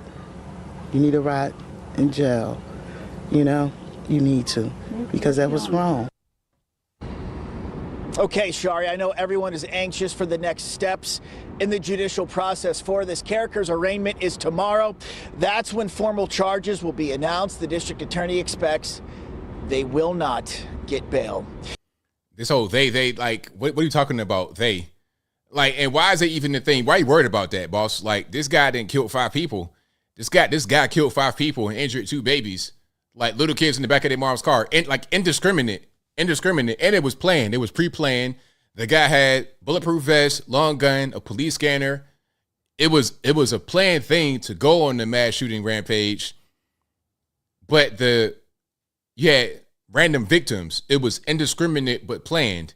He planned to go out there that day and to go out like this. But the guy, he's not dead, meaning the shooter. He's in custody, and he should get the rope at best, or at worst, 25, not 25 with the L, life, no parole. So that's what it is. But if it was me, if I could just be the king one day, and this guy he's caught on video camera, so there's irrefutable evidence that he did this. It's not just circumstantial. Oh, maybe he did it, maybe he didn't do it. We got videotape, we got the gun, we got him on the scene, caught red-handed. If that happens, I say go ahead and just knock him, just go ahead and send him on back to glory right now. Well, he ain't going to glory, he going somewhere else. But go ahead and delete him right there and be done with it. You don't got to do it with no court process. You don't got to do it with no nothing. Go ahead and delete him. If you catch him red-handed doing the mass shooting, that should be it. The same thing they did to the person in Nashville, the woman who went on the mass shooting in Nashville. And speaking about that, where's Manifesto, Bill Lee? Like, what are we doing? Where is the Manifesto? That's what I want to know. So, in the Nashville shooting, there was allegedly a manifesto that the shooter left. Audrey Hale, the so-called trans man, the biological XX woman, there was a manifesto before the shooting, and we've not seen it yet. Now, the authorities have it, the who's who has it, but we don't have it yet. Now, that was back in March when the whole thing happened, March of this year. So April, May, June, we're in July. So how long is it going to take before we get the actual, manifesto? And what are they going to do? They're going to try to redact it? Why would you redact the manifesto? You know what I think? What I said was that there's some things in the manifesto that are going to expose some people at that particular church. That's what I think. That's my opinion. Now, could I be wrong? Yes. I don't know what's in the manifesto. All I'm just doing is guessing why it's taking so long for the document to be released. Why not release it? That could give us some information about people that are in her shoes. Her because it's a biological woman, XX. Maybe this document could let us know about others who may be on the edge of committing a mass shooting, hurting themselves, hurting somebody else. And if we got the information, we could prevent the next mass shooting. We could understand what happened. We need to have that particular information. Why not have it? I don't understand. And it's weird because in other shootings where there's white male, incel, 18 years old, lonely, whatever, if there's a manifesto, We know about that within 24 hours, right away, instantly. We know what his name was, where he went to school, why he did it, who he did it with, where he got the gun. We know all of that. But in the case of Audrey Hale, all of a sudden we don't know. But we have the document. They found a manifesto instantly, but we can't see what's in it. We can't see what's in it. Why? Why? They came out and said something like, oh, well, there's information in there that may cause a security risk. What, like, why? Just be honest and tell us what's going on. SSRIs, it could be that right there, because that's become very popular. I had no idea that like 25% of the country are on SSRIs. Hold on, let me see if I can find that right quick. SSRI 25%. Let me see if I can find it here. I'm not sure. Just 25%. It might be kind of high. Antidepressant use among adults. Okay, so check it out. Watch this. This is from 2015, 2018. I'm doing it on the fly, so I don't have 2023 stats. But this is a published report from 2020 about 2015 and 2018. So during 2015 and 2018, 13.2% of adults aged 18 and over used antidepressant medications in the past 30 days. Use was higher among women, 17.7, than men, 8.4. And it's weird because men have a higher chance of suicidality, but that's for different reasons I'm going to get into right there. So antidepressant use increased with age overall and in both sexes. Use was highest among women aged 60 and over, 24.3%. So 1 out of every 4 women over age 60 are on antidepressant medication. That is way too high. Antidepressant use was higher among non-Hispanic white, 16.6 adults, compared with non-Hispanic black, 7.8, and Hispanic, 6.5, and non-Hispanic Asian, 2.8. Antidepressant medication was higher for adults with at least some college education, 14.3, compared with those with a high school education, 11.5, or less, 11.4. Yeah, so that's pretty high. Now, Audrey Hale, of course, transgender, probably depressed, might have been on SSRIs. Make you snap. It can make you snap.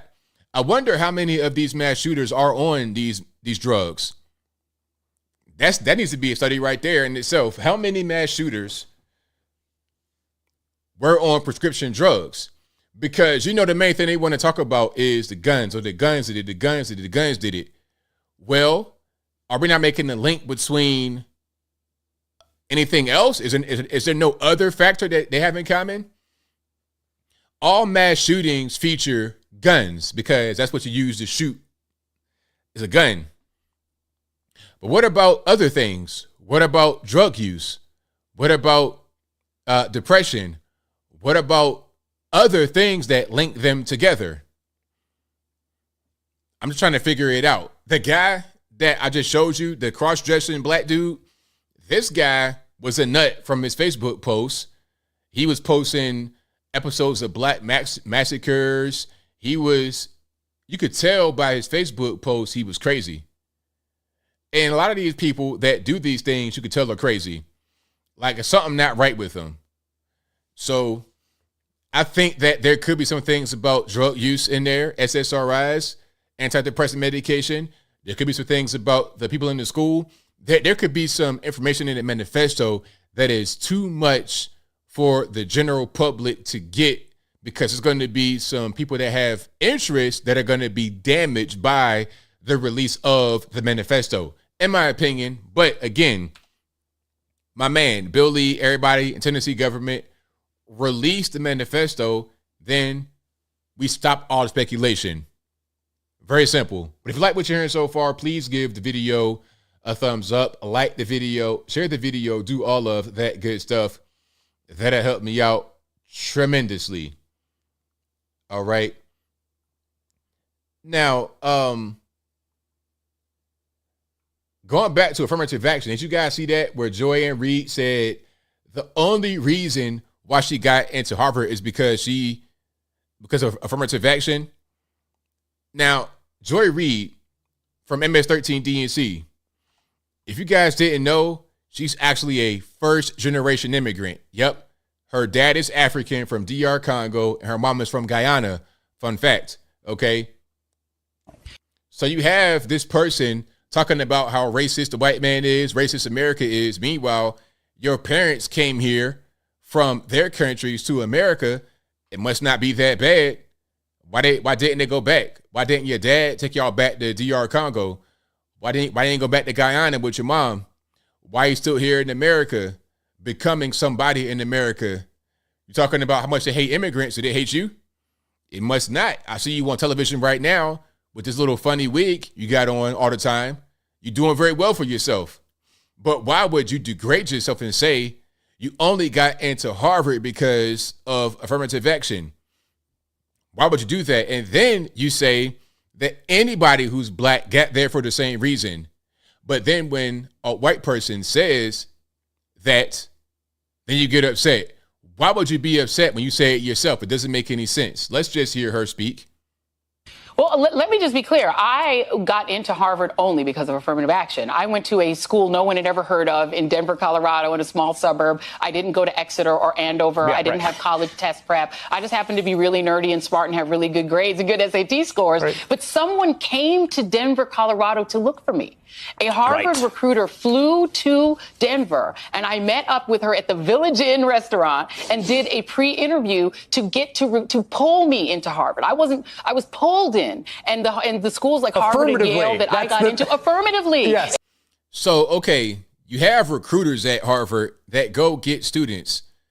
I mean, are you special? Like, do they not recruit other students that are non-black? Do they not do that? Did you apply to Harvard?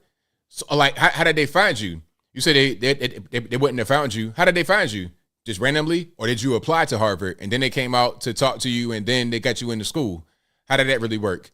And it was literally not saying we're going to take an unqualified person and put them in Harvard. Yes. We're going to take a very qualified person who we would never know existed and put them in Harvard. That's how I got there. That's how Ketanji got there. That's how Justice Jackson, I should say. Justice Jackson got there. It's how Clarence Thomas got there. Right. But the minute I arrived from my majority black little town, Montbello in Denver, to Harvard, the first week or two that I was in class, my presence was questioned by white people. I was in this big conference class where some white students stood up and said, those students, the black students, they're only here because of affirmative action. You just said that, though. You literally just said the only reason why you got into Harvard is because of affirmative action. And you said all the other black folks, Clarence Thomas, Ketanji Brown Jackson, everybody got there for the same reason. So when you acknowledge that, that's just a fact. When the white students complain about it, then you're mad about that. Why? You said it. They're saying it too. Y'all on the same page. What's the problem? Became a huge argument that we all ended up having. This was freshman year. I had never had my academic credentials questioned. I had never had anyone question whether I was intelligent until I got to Harvard. And it was a defining point of my experience there. It's why I really was one of the many reasons I was miserable there my freshman year. Make no sense. Why are you miserable? You said you only got there because of affirmative action, and you're fighting for that to be a thing. You're fighting for that program to exist, to get black folks into a place like Harvard. But then when you're called out for it, when they say that you only got it because of affirmative action, now all of a sudden, they're questioning my academic credentials. You are doubting your own performance, your own credentials. If you were good enough to get there on your own, then why be mad about affirmative action going away? Okay? When it goes away, nobody can question your credentials. Nobody can do that. It's just not going to happen. Yeah. You feel completely out of place and people keep telling you shouldn't be here. And yet, some of the people I went to school with were far less smart than me or the other black folk there. They got in because their daddy and their granddaddy. I went to school with somebody whose name was on one of the buildings. Now, let's talk about that. Let's talk about legacy admissions and whatnot. Now, first of all, that's really an overblown thing. They're trying to sue Harvard now for legacy admissions. But let's be clear. How many kids are there who would fit that, what you're talking about right there? How many kids are going to go to Harvard whose name is on the building? Like, let's say out of a class of 1,000, I'm using a random number, How many kids out of that 1,000 are going to have a name on the building? Let's be real. One at best. You're talking about a very small population percentage. And the truth is, if not for legacy admissions, you would not have some of the shiny things you have. You go to a place like USC, Harvard, some of the other big colleges, the people that are alumni will send their kids there, but they will pay for certain things. So like Dr. Dre paid for some big thing at USC. Some big amount of money he gave him. They got a building for Dr. Dre, and his daughter went there. So that right there is like a legacy admission, or, okay, I paid for a thing. Now my daughter's going to go here to USC. But first of all, you got to have the grades. You got to be intelligent. If your child is not very intelligent, they're not going to be able to go to Harvard regardless of what. Okay, they might get a little bit of a bump to get in there by having their parent be a mega donor. But if not for the mega donors, you don't have all these luxurious buildings, shiny objects that you go to Harvard for. You see what I'm saying? So it all kind of works together. You can eliminate that, but it still won't solve the problem of Black and Hispanic folks struggling to get to the higher levels of education if you eliminate legacy admissions. Sorry for the freeze frame. Good grief. You're going to school with people whose names are on the buildings, who are third and fourth generation legacies, whose parents pumped money into Harvard to get them in. But that affirmative action is okay with this majority. They said that the people who benefited from slavery, their descendants, who are so far ahead of Black folk in terms of opportunity, that we'll never catch up to them. I don't care how many Oprahs we get. You know what's funny about a person like Joy Reid? Again, she is a first-generation immigrant. Her dad is from DR Congo, Africa. Her mom, Guyana, first-generation immigrant. I think she was born here, but her parents were not born here. First generation. You are benefiting from slavery. Yes, you are. If you say slavery built the country, you come here in the 1970s, 60s, however old you are, you benefit from that. So what are we talking about? This whole thing is a grift. It's not even real. You're not even a slavery descendant. You came here, well, after the fact, to reap the benefits that we laid for you, because my family was here during slavery. I can trace it all the way back to the boat. I got pictures, documents, census, all of that. You came here afterward. And that is the beauty of America. Okay? We built it. We built the best country that exists on planet Earth, and you and your mom from Guyana and your dad from Africa can benefit from it. Isn't that nice? And you are on TV right now making a lot of money with the funny wig and leopard skin t-shirt you got going on, living the American dream. Isn't that nice? Those people's affirmative action is A-OK, because those people can pay for fancy trips for them. Yeah. But you people who want to get in just because of your brains, but you're not from a legacy, too bad. Okay, so there you have it. Shout out to Joy Reid. Shout out to her. Very interesting remarks. But yeah, I probably didn't know that about her, huh? About her being first generation immigrant. Yep. Because her name, right? Joyanne Reid, sounds pretty American, but her last name comes from her husband. Her birth name, let me show you right quick. Let me see if I can find it right quick. Her birth name is not Joy Reid. Her birth name is Joy Ann M. Lomena. Joy Ann M. Lomena. What does the M stand for? I don't know. Probably some random African name that's hard to pronounce. Anyway, I digress. If you like what you're hearing so far, please give the video a thumbs up, like the video, share the video, do all that good stuff. That'll help me out tremendously. Super chats on deck. Then we're going to get to the calls. The number to call is 434-658-1220. Again, 434-658-1220. Thank you to Jamie for being part of the ABL squad, who says, what's your opinion on Bud Light sponsoring WWE pay-per-view events? Their pay-per-view last Saturday and upcoming events. Well, they're trying to turn it around. They're trying to get away from that whole debacle with Dylan Mulvaney. They're trying. So if they can or not, I don't really know. I'm not a beer drinker myself, so I have no dog in the fight, but let's see if they can make it happen. it might be too little too late. So it is what it is. Thank you to Doe Eyes TV for being a supporter. I appreciate you. Thank you to Urbex Overland, who says we should talk about the Fed Now launch this month. Thank you to Michael Critchlow, who says, what do you think about the Musk versus Zuckerberg cage match? You think it's really going to happen? And do you think Threads will be better than Twitter? I look forward to the cage match, but I don't think it will happen. I think it's just them talking on social media. If it does happen, I'm buying it. Listen to me, Dana White, UFC. Hear me well. If y'all do that, I'm going to purchase it. I don't care. $100, I got it. I'm getting it. Or I'm going to Hooters or somewhere to watch it. I'm going to be watching that for sure. 100%. But I doubt it's going to happen. And as far as Threads, now if you guys don't know, Threads is Instagram's answer to Twitter, the Twitter competitor. I don't think it'll be better because Twitter is free, meaning it's you have free speech on Twitter. I was on IG just now, and I was trying to post like a comment, and I said something. It wasn't really offensive. I said something like foolish boy, something crazy like that. And it gave me a warning, like, do you want to post this? This could be offensive. Do you want to edit? And I couldn't really post it. I was like, really? So if they're doing that same kind of Facebook censorship, you can't say anything, all this, that, it ain't gonna be it. I could do pretty much whatever I want on Twitter, but not so much on a place like Facebook Meta. So that's going to be the deciding factor for me. But for normies, I'm not really sure. Your regular mouth breather out there in the world, they might like it. They might eat it up. Thank you to Roger Wood, who says, just say no. It's just blow in one generation.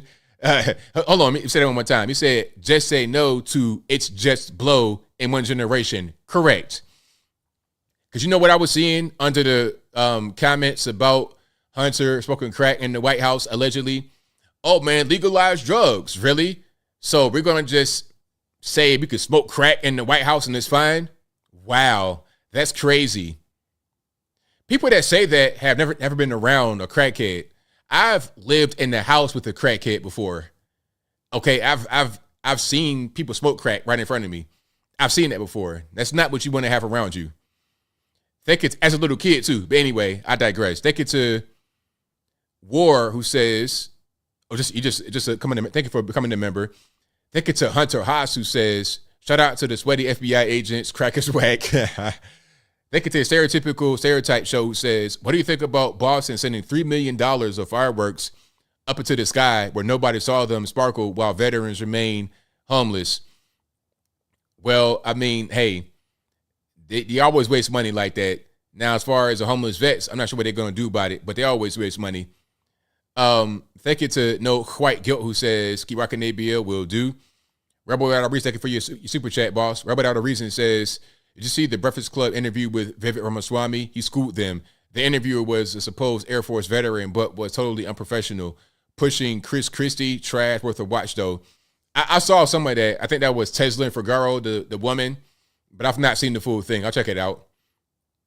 Thank you to Devin, who says, y'all, go see Son of Freedom movie, not for kids. I'll check it out for sure. Now, if you like what you're hearing so far, please give the video a thumbs up, like the video, share the video, do all that good stuff. Let's get into the calls. The number to call is 434-658-1220. Again, 434-658-1220. Do not be afraid to call. It is all good. There's also an email in the description box. If you can't get on that way, if it's acting up, don't blame me. Blame the white man, because you know I'm not to blame for that. But again, 434-658-1220. Y'all go ahead and get rocking and rolling. Yeah, I think I'm going to watch that Vivek Ramaswamy interview and see what's going on with it. I had seen little clips here and there, but I never really watched the full thing. But we're going to definitely get into it. Is it in theaters only? I'm not sure. Where is that actually going to be? That's a good question. Anonymous caller, who am I speaking to? Hey, what's up, man? It's Ivan. All right, what's going on? Hey, dude, why you have a tough time understanding when somebody says something? What do you mean? I don't understand. Well, when Joy was talking about the affirmative action, you seems to said that she got in because of affirmative action. So what I misunderstand? I don't get it. Well, what she was saying is that, as you know, I mean, you know the history of affirmative action. I think that you should read about it. Because of what white people did to black people, that's why they created affirmative action. Otherwise, if they wouldn't done what they did, we wouldn't need affirmative action. So what they did, somebody went and recruited her because she was a top student on the whole county where she lived. And they said, well, we want to talk to this person. She applied to other schools, with which she was accepted. She was a dynamic student. I think she was a debater too. So she was like a political science. I'm not sure, but I know she was like a debater, very involved in the school activities, extracurricular activities. And somebody flew and spoke to her and told her that Harvard will offer all the benefits, free tuition, meals, etc. And that's what she decided to stick with Harvard. What she said is, hey, that I am here because of affirmative action, or I'm here because I'm talented. And what she was saying, her complaint was that people were challenging her. You are not here. Maybe you are here because you are not intelligent enough, or maybe you are here because of affirmative action. But she said that the only reason why she got to Harvard was because of affirmative action. She said that. Well, they have to have affirmative action to bring students that they were not the non-white students and Latino students. That's how they started. But wait a minute. It used to be called the diversity program. That's what they started. Okay, but she had to apply like everybody else. She applied like everybody else. So if you have the grades to get there, then that's just what it is. So it shouldn't be anything else. Like, how can you say that she only got there because of affirmative action? Because before they wouldn't take a lot of black students at Harvard University. So basically, they were like, was it discrimination? Was it segregation? Yeah, like, there was a lot of discrimination. I mean, you should listen to the documentary of Clarence Thomas. Okay, so basically, you're saying that a school that is racist is good for black folks? No. This is the problem that black people have. I'm asking the question. I'm asking the question. I mean, I don't know what if the school is racist. I don't know what you mean. You said that it wasn't any black folks and they were discriminating. So isn't that racism? If you discriminate against black folks, is that racism? Yeah, if it's racism, of course. So if it's racism, then why would black folks want to go to a racist school? Are you saying that the racist school is good for black folks to go to? Let me explain to you why people go to Harvard. It's yes or no question. It's just yes or no question. Let me explain. Excuse me, sir. Excuse me, sir. You can explain after you say yes or no. Is a racist school? Excuse me, sir. Excuse me. Is a racist school like Harvard good for black folks to go to? Yes or no? Then explain. Okay. If yes or no, it's not a good school for them. But let me explain to you why. So it's not a good school. It's not a good school for black folks to go to. But you're gonna tell me why they should go there. Okay, go ahead. Well, they go there because they need a recognition. Let me ask you this. When Obama running for president, do you believe if Obama wouldn't go to Harvard and became a Harvard Law Review, do you believe that he would have become president? He would have checked out all the boxes? Let's say Obama would have gone to Occidental College. Well, that's where he went for 2 years. If we would have graduated from there, do you believe that white people would have getting the recognition as they're going to Harvard? I think he still would have been successful because I don't think the average person really cares about your college. Some do, but not the average person that's just voting. The average person voting doesn't all they're really going to do is vote blue or red. They don't really care too much about all the credentials and whatnot. I mean, look at Joe Biden. Joe Biden was barely able to keep himself upright, and he still got elected. So I don't think white. Excuse me. A white man. It doesn't matter. It doesn't matter because it was between two white men. The election was between two white men. So the person that was barely ambulatory was still able to get elected because he had a D by his name.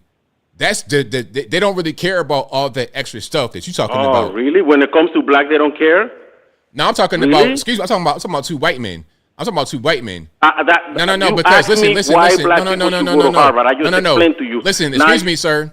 Now you're talking about do they care about academics? They're not really caring about that. That's not really the big thing. You know, it's like, okay, Barack Obama was a senator and he was smooth and he was debonair, all this and that. That's why he was able to get elected. Okay, people like Kamala Harris have a nice resume. That didn't do her any good in the presidential election. She polled at 0. Okay, so that's not really the thing. The thing is, okay, are you smooth? Do I like you? Are you tall? Most presidents in the past 80 years have been above 6 foot tall. So I think there are other things that people look at rather than your alma mater. Do you believe? So what you're saying is that if black people go to other schools that no, let's say if a black person go to ABCU, will get the same recognitions as going to Harvard? I think so. Yeah. Do you think so? Are you sure?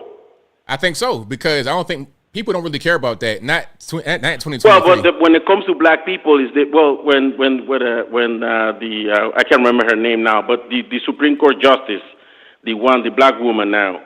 Do you know that people were asking which school she went to go to, her resume? But when Trump elected the other white woman, nobody asked him any questions. Okay, why is that? So when they nominated Brett Kavanaugh, there was no questions about his past. None of that was going on. No, you're talking about his personal life. I'm talking about his educational background. It's the same thing. It's the same thing. No, it's not the same thing. Yes, it is. Yes, it is. That's part of your life. It's not the same thing. Excuse me, sir. Excuse me. That's part of your life. Okay. Excuse me, sir. Excuse me, sir. It's part of your life. Okay. Where'd you go to school? What were you doing? What were you doing during school? All that's part of it. Amy Coney Barrett, same thing. They're asking about, okay, are you going to be pro-life, pro-choice? What are your politics? They care about they care about certain things. Where'd you go to school? What are your politics? The school thing was not the big issue with Ketanji Brown Jackson. The thing with her was Joe Biden. Excuse me, sir. Joe Biden said that he's going to nominate a black woman. The only reason why she got there is because she's black. That was the thing, because Joe Biden said it, not because she was black. It's because Joe Biden said he's going to put a black woman in there. So then they were questioning about that. That was the main thing, not the whole school. But what is the problem with the black woman? And there's no problem, but Joe Biden said specifically it's going to be so a black. I answered the question, sir. The problem is that he said it was going to be a black woman. It shouldn't have been about no race and no gender. It should be about the best person for the job, period. But he put the race and gender thing into it. He made it a racist and sexist thing. That was what he did, nobody else. George Bush did the same thing. Didn't do the same thing with Clarence Thomas? Is that what he said? It's going to be a black male? He says it's going to be a black man. Is that what he said? That's what he said. Okay, well, I'm not defending. I ain't going to defend Clarence George. Thomas. Excuse me. I'm not going to defend George. If he said that, I'm not going to defend George Bush. That's wrong too. If he said it. Now what? Do you know how Clarence Thomas get into the bench? Now you tell me. Okay, so do you know that Clarence Thomas went to Yale law school? He applied to Harvard, then he go to Harvard. Okay, quickly. We don't get all night. No one will hire him in Georgia. No company, no law firm will hire him because he was black. He said it himself. Okay. So he had to go to a governmental job. He went to the Equal Opportunity Employment. Look, we don't got all night. Make it quick. 30 seconds. My point is that affirmative action became extremely highly politicized, and there was some wrongdoing in affirmative action. Most of these extreme conditions is being eliminated. You take too long to get there. Get to the point. Nobody even look at affirmative action anymore. All right. You're not getting to the point. Have a nice night. Thank you for the call. All right. So they're saying that's not true. About I didn't. Did George? Y'all send me. Did George Bush say that he's going to hire a black male Supreme Court justice, and then they put in Clarence Thomas? Now, if he said that, I'm not going to defend it. But did he say it? That's the thing. All right. Now, if you like what you're hearing so far, please give the video a thumbs up. Like the video, share the video, do all that good stuff. That'll help me out tremendously. Let's go to 860. You're on the line. Who am I speaking to? Hey, how you doing, brother? It's all good, man. What's happening? Oh, nothing much. Oh, my God. I almost hurt my head there. Let me explain something to you, Ivan. You do not belong in America, mi amigo. Venezuela, Cuba, that is for you. To understand. Gracias. Anyhow, one thing I've been overlooking for months that I've been meaning to bring up to you is, remember when they were giving out outrageous PPE loans for COVID? Yes. Guess who got $166 million in PPE loans? Who? Paul Pelosi. And they were forgiven. 100% forgiven. Wow. Didn't even have to pay it back. It's like a Pell Grant. I've been meaning to. You can check that out. That's when the whole, the fight in the underwear took place. That's when they released that information out. But yeah, I've been meaning to talk to you about that for a long time. Oh my God, all the stuff they keep dumping on us all the time. Anyhow, ABL, there was something else I wanted to cover, but Ivan Dunn gave me something I haven't had in years, and that's a headache. I just don't get them.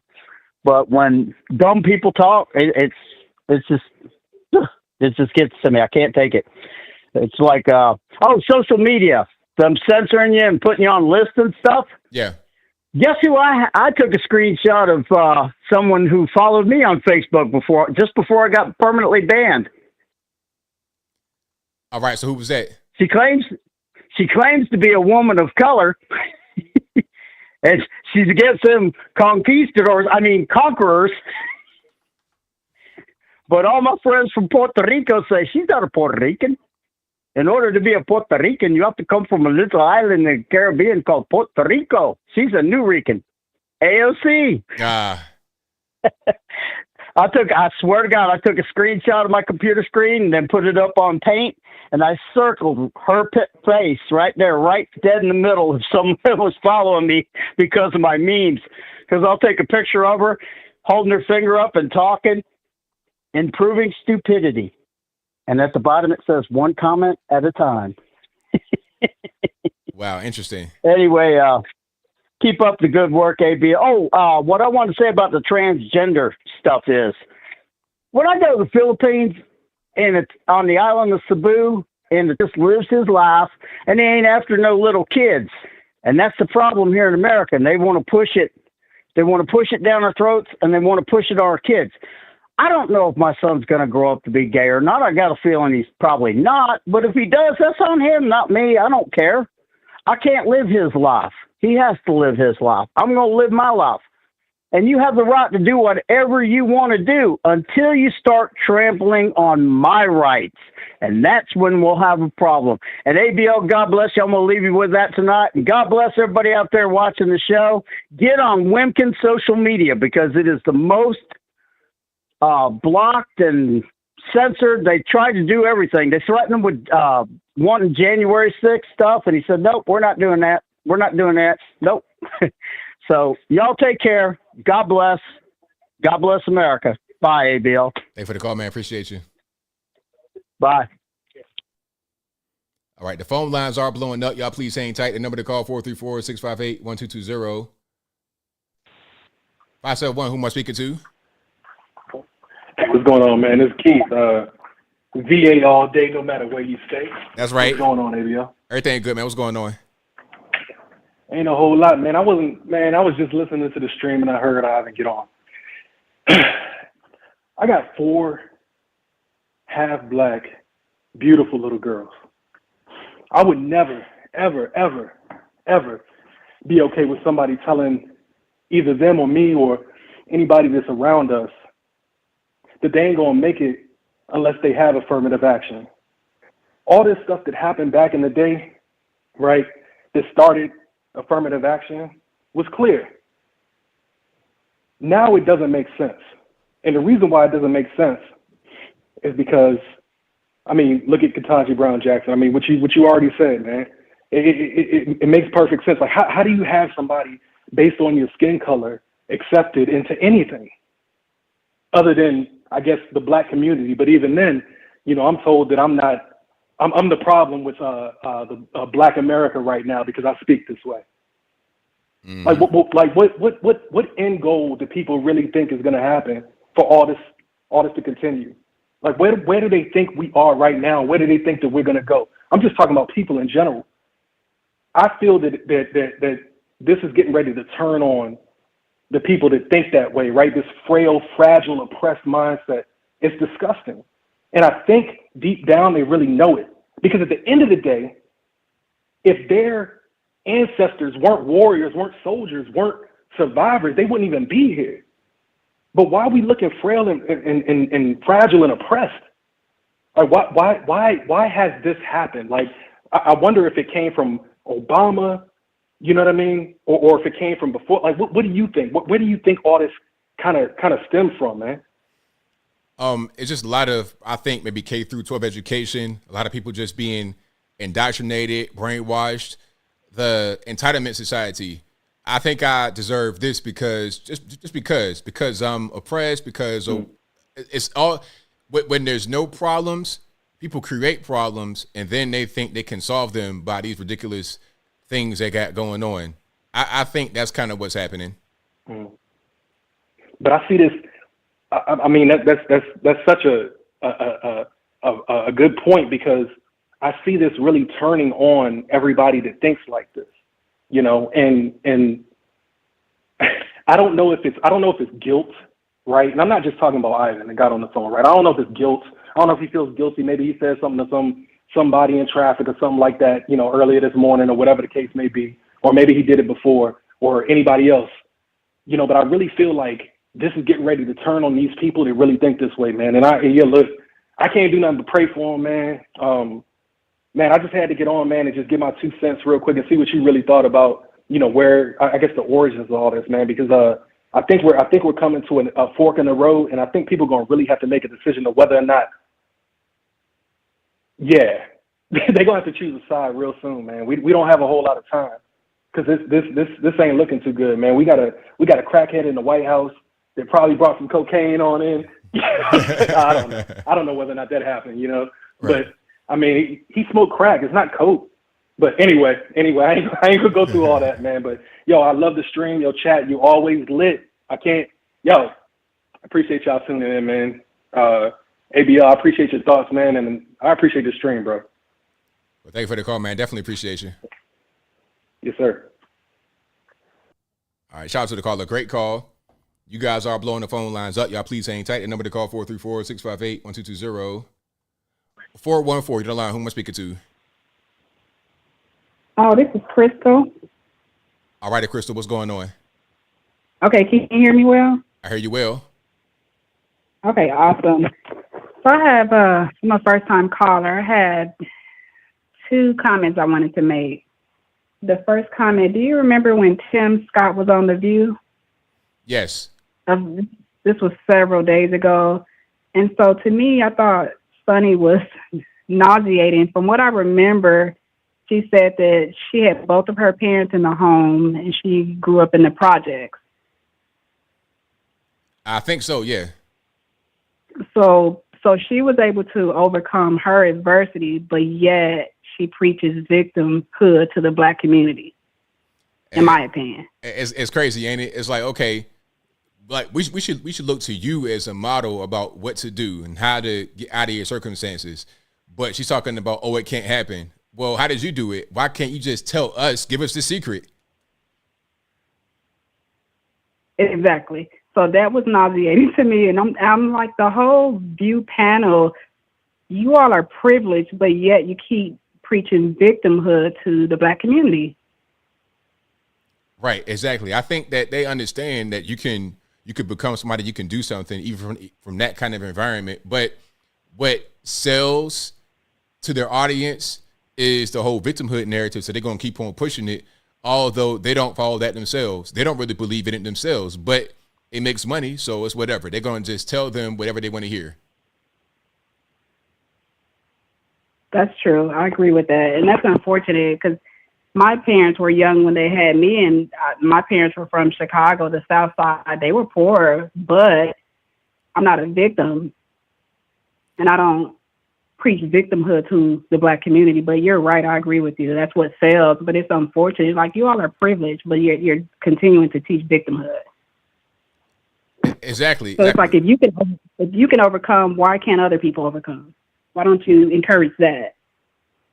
That's the way it should be. You know, like you say, if somebody has been able to overcome, grew up in the projects, and you're successful, tell me your life story. Give me a testimony rather than just saying it can't happen. Yes, it can happen. It happened to you and many others. Like I was saying earlier, give us the secret. Do that rather than just pushing. But again, giving the secret about how to become successful from their point of view, don't pay the bills. What pays the bills is you're a victim and you can't do it.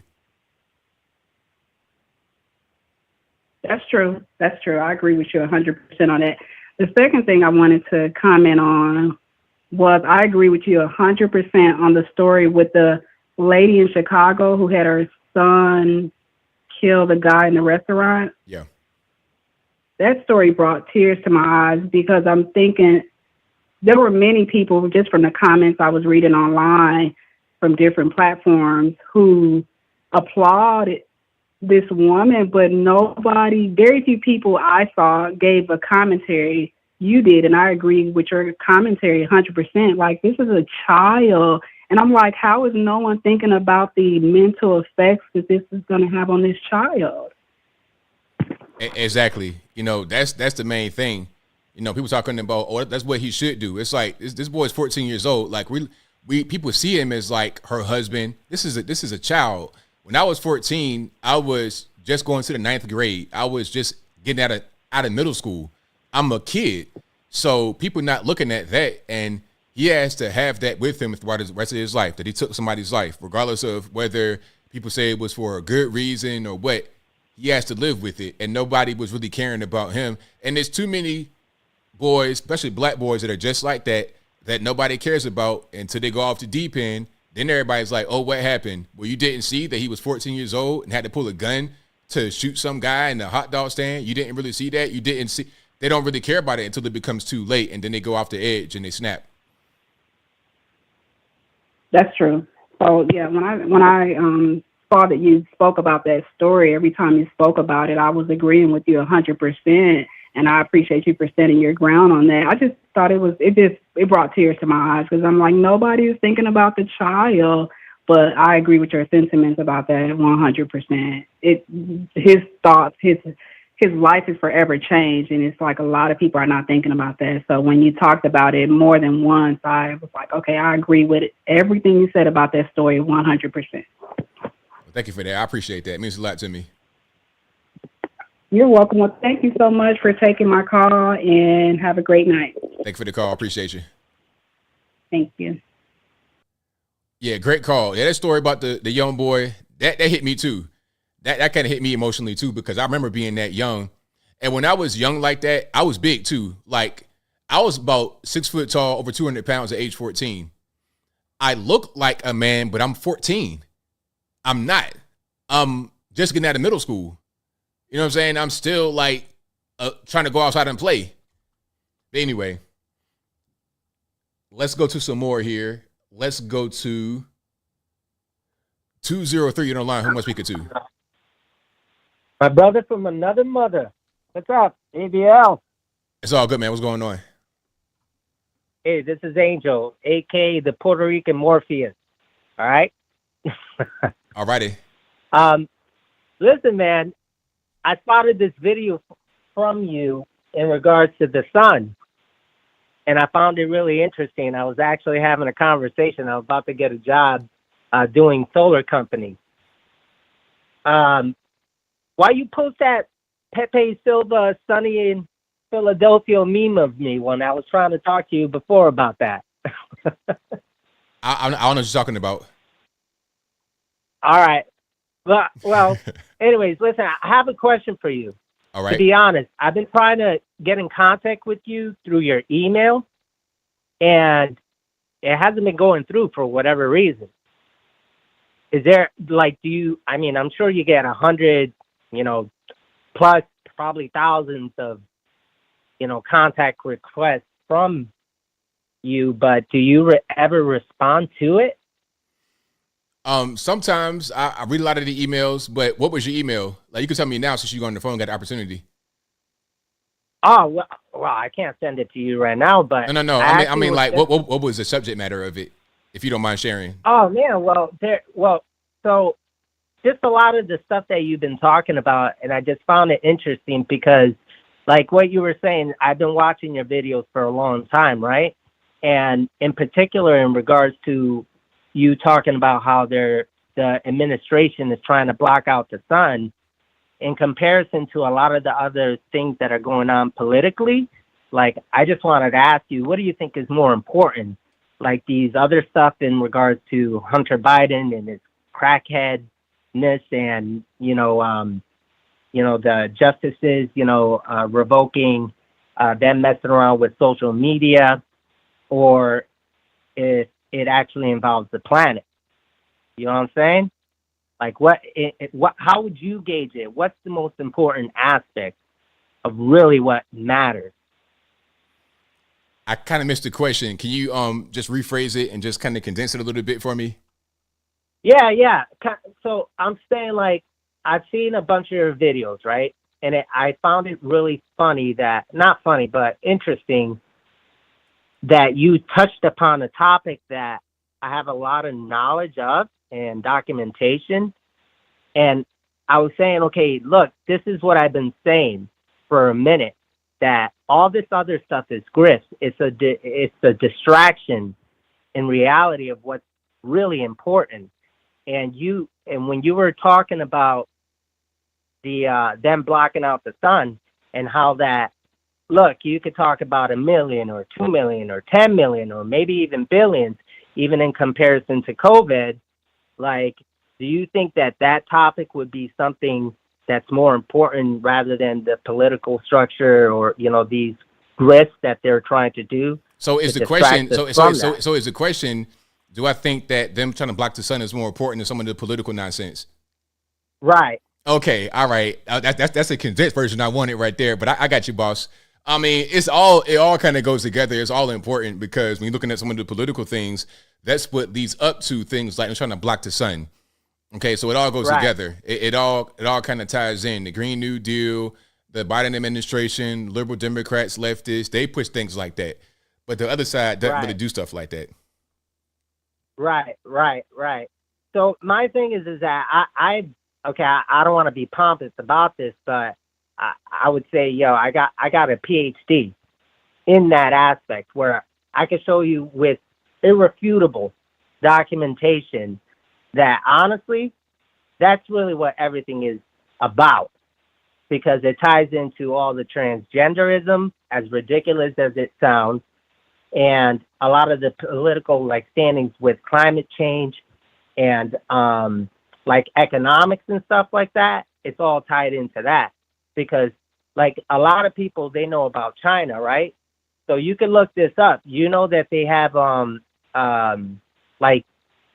sun simulators. Sun simulators? I don't know about that. Yeah, they have that, bro. Now, most people don't know that. They think that it's primarily in China, that they've been doing that for a minute. But this has been happening for a long time. And Germany, in fact, hold on. Before you do that, I got no more time, so I need you just to go ahead and put a button on that. I got to get to some more calls here. All right, so let me just ask you, how can I send you some stuff so that you can look at it? The best way is to email. I mean, sometimes I might not be able to see it. I get a lot of email, but that's really the only way. So just put something in the headline that says, "Hey, this is X, Y, and Z from the show," and I'll do my best to catch it. Okay.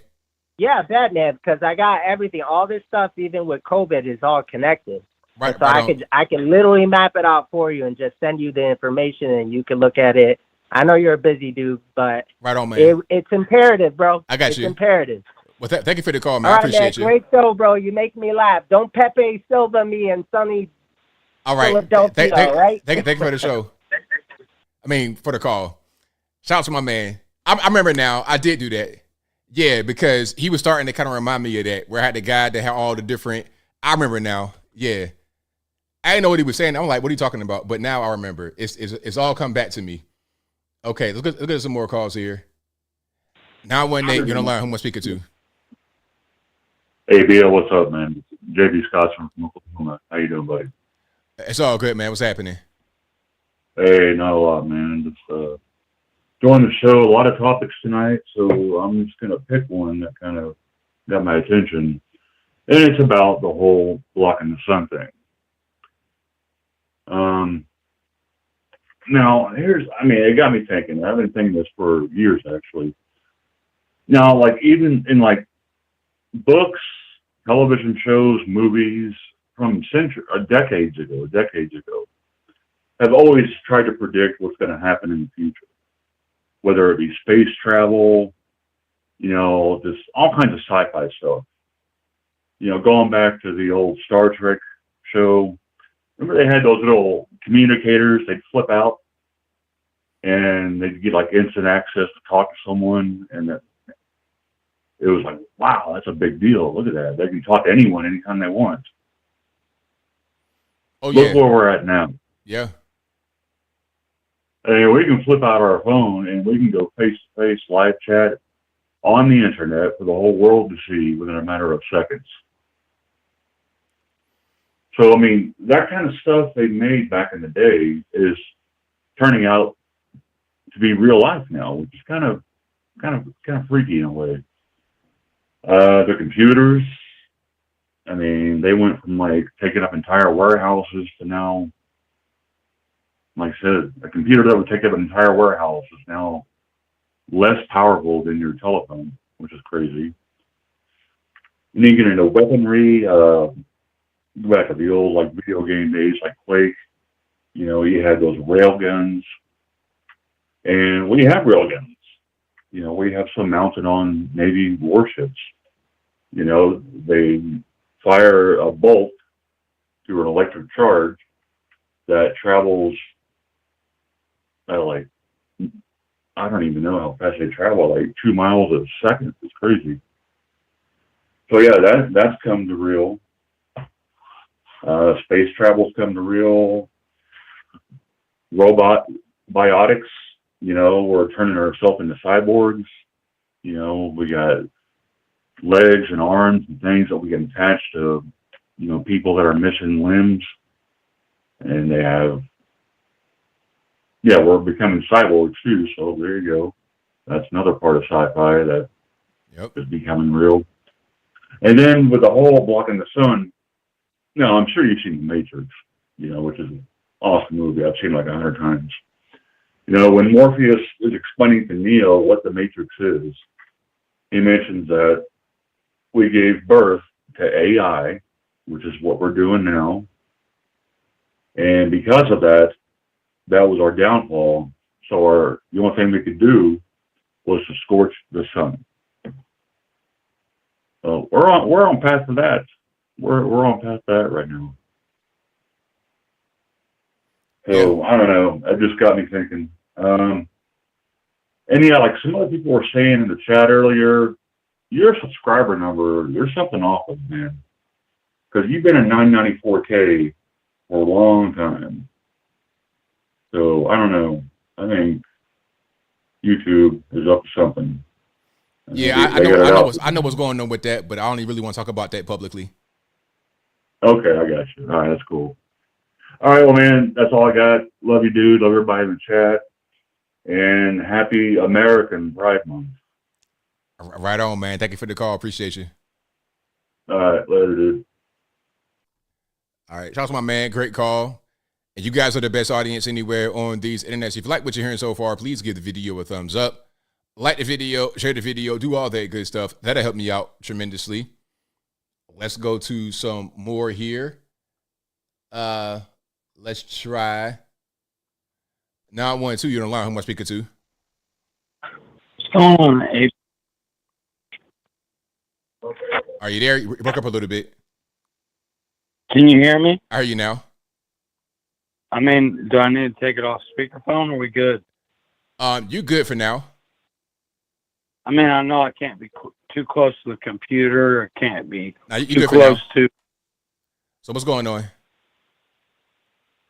No, it's been a bunch of interesting conversations from the start of you taking phone calls. You say the things you say, different people say stuff.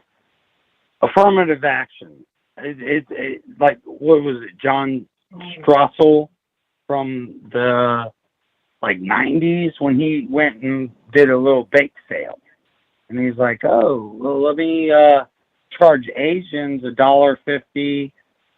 let me give the blacks a discount. They're 50 cents, and the white people have to pay $1. Well, and then the people are like, oh, that's racist. That's like, oh, you can't do this, you can't do that. It's mind blowing the way that people act and react to stuff.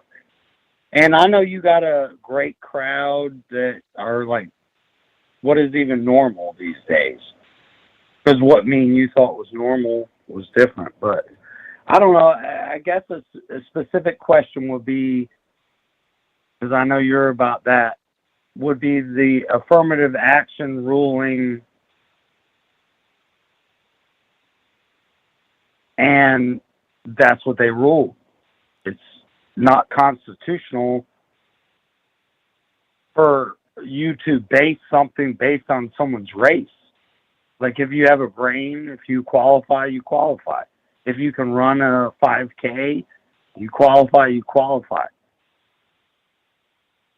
That's right. I mean, I have nothing really to add to it. You know, it should be based on merit. That's the main thing. You know, do you qualify? Regardless of whether you black, white, Puerto Rican, candy stripe, doesn't really matter. So I was across the street talking to my Mexican friends earlier. And once again, it was weird talking to them in a certain sense because, you know, they might be illegal, you know, a green card, certain things. And I was talking to them and they're like trying to determine, even politically talking about stuff, government stuff. And they're trying to explain to me from the Spanish point of view, which is weird to even say, like, well, how do you identify me? You identify me as a Mexican?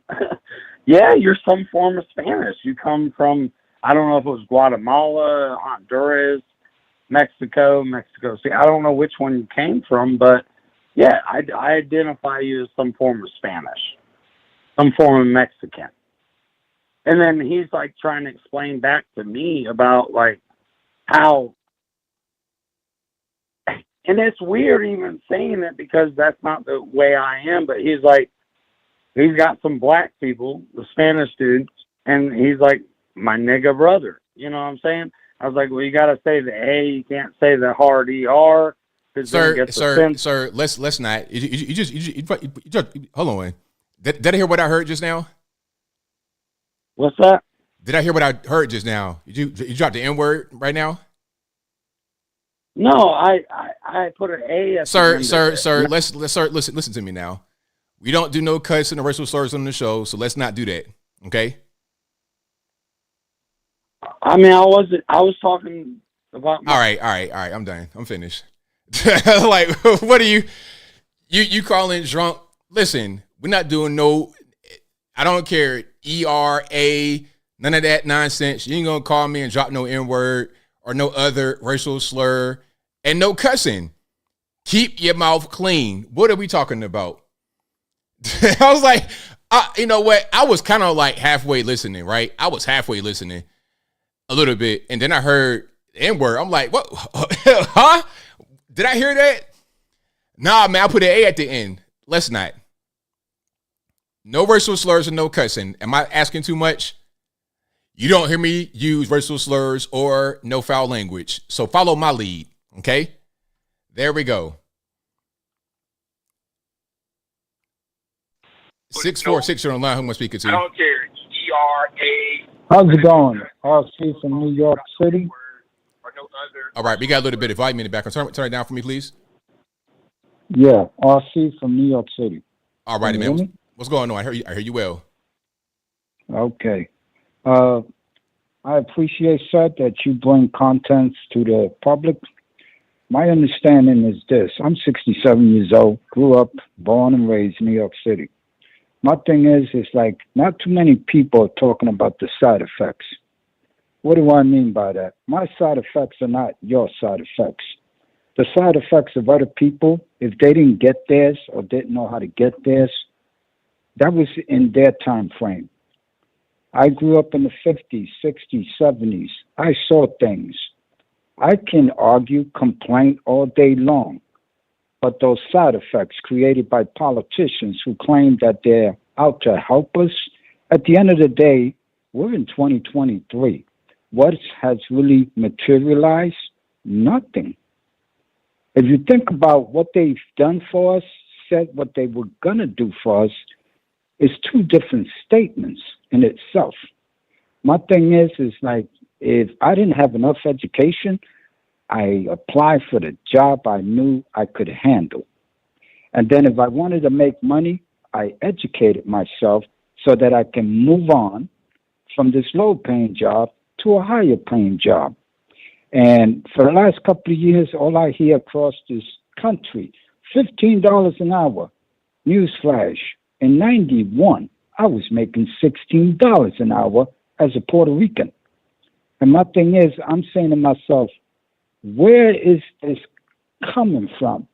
Again, I say the manipulators, which are the politicians, especially in democratic cities across the nation.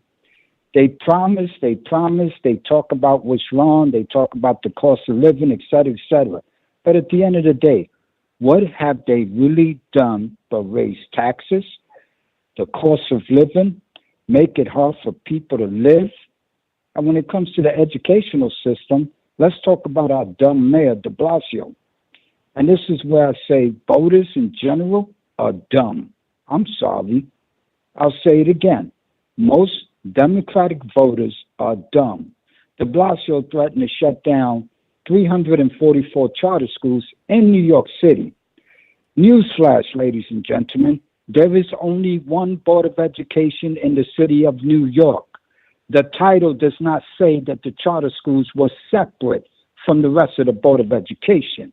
No, what it was is that those schools actually operated at full capacity and the students passed and they did a job well done. Why? Because the parents, okay, they made sure that their kids went to school and learned. You can't blame the rest of society, okay? But then nobody in the ghetto, when de Blasio made the statement, I'm going to shut them down. And you know what Hispanics and blacks in the ghetto did? They clapped. And they made stupid statements like, yeah, that's right, shut them down, because if we're not allowed to get education, then nobody is. Newsflash. So I went and I checked the data. The data stated that 20% of those charter school students were black. 7% were Puerto Rican.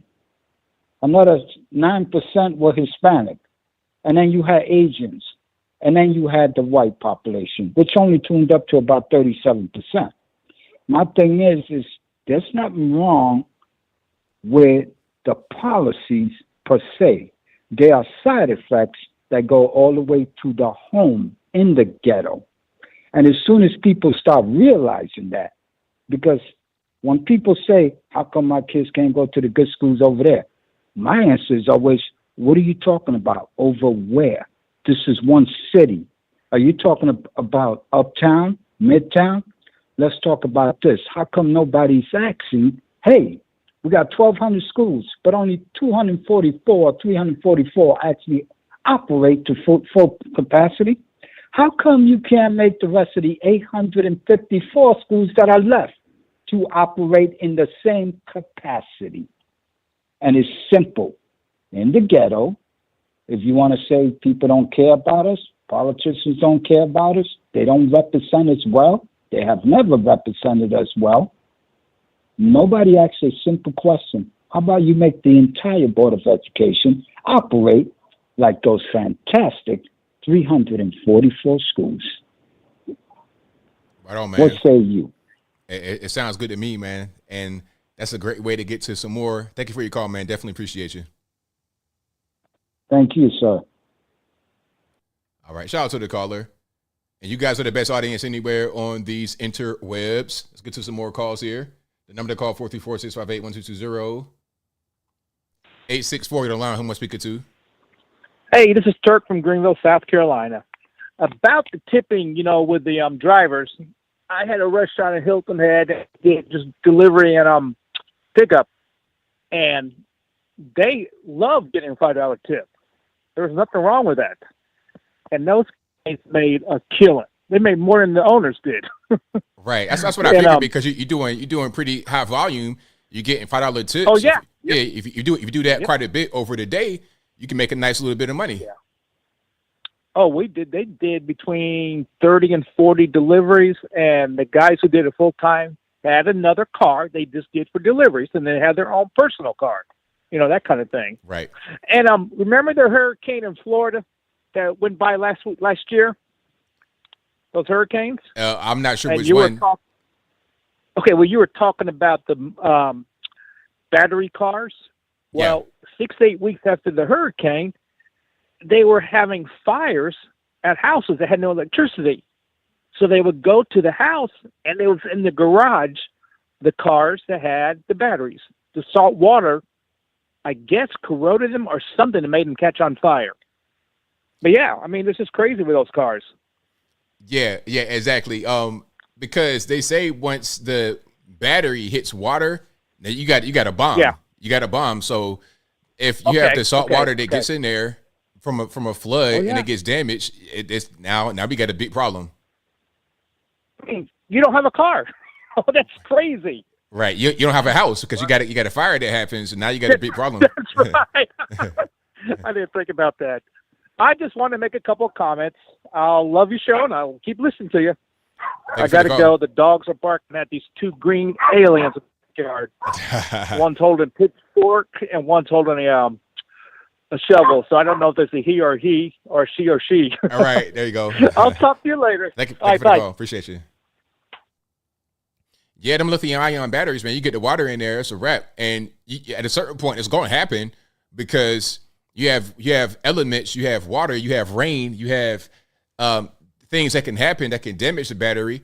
All it takes, battery get damaged, water get inside, boom, you got a problem.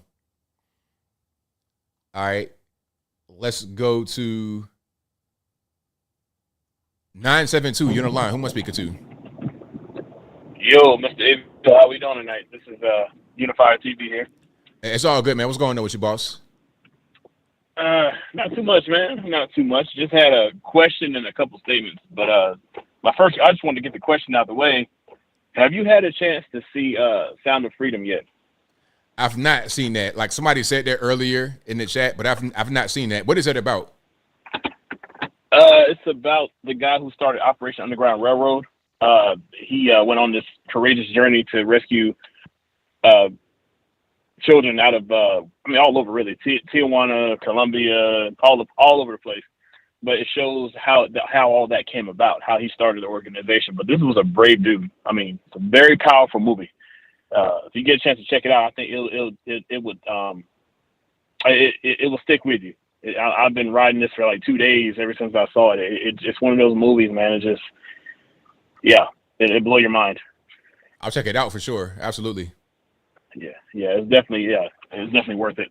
But I had a quick statement though. I know you posted a video about them trying to partially block out the sun, to fight climate change. But this is something I was saying a long time ago, and let me know if you think I'm crazy or not. A long time ago, I kind of called it. When I first saw that Bill Gates was trying to develop something to help block out the sun, the first thing I thought about was government control.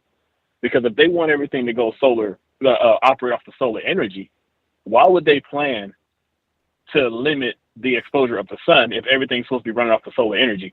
It seems to me like they're trying to set up for us to be under their complete control like always. But if we don't act right as a society, if we don't do what they say, how easy would it be for them to block out or dim the impact of the sun, knowing that everything that we're going to be using at that point is operating off of that solar energy? That's a really good point. That's a very, very good point.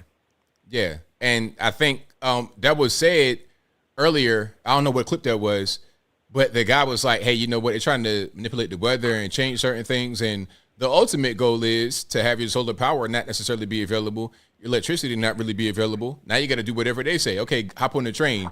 Your car doesn't work.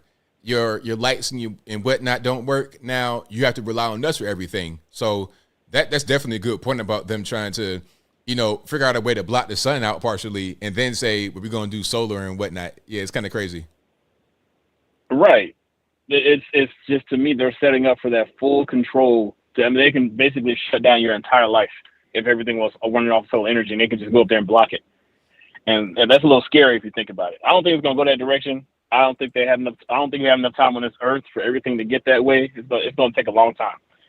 I hope not, anyway.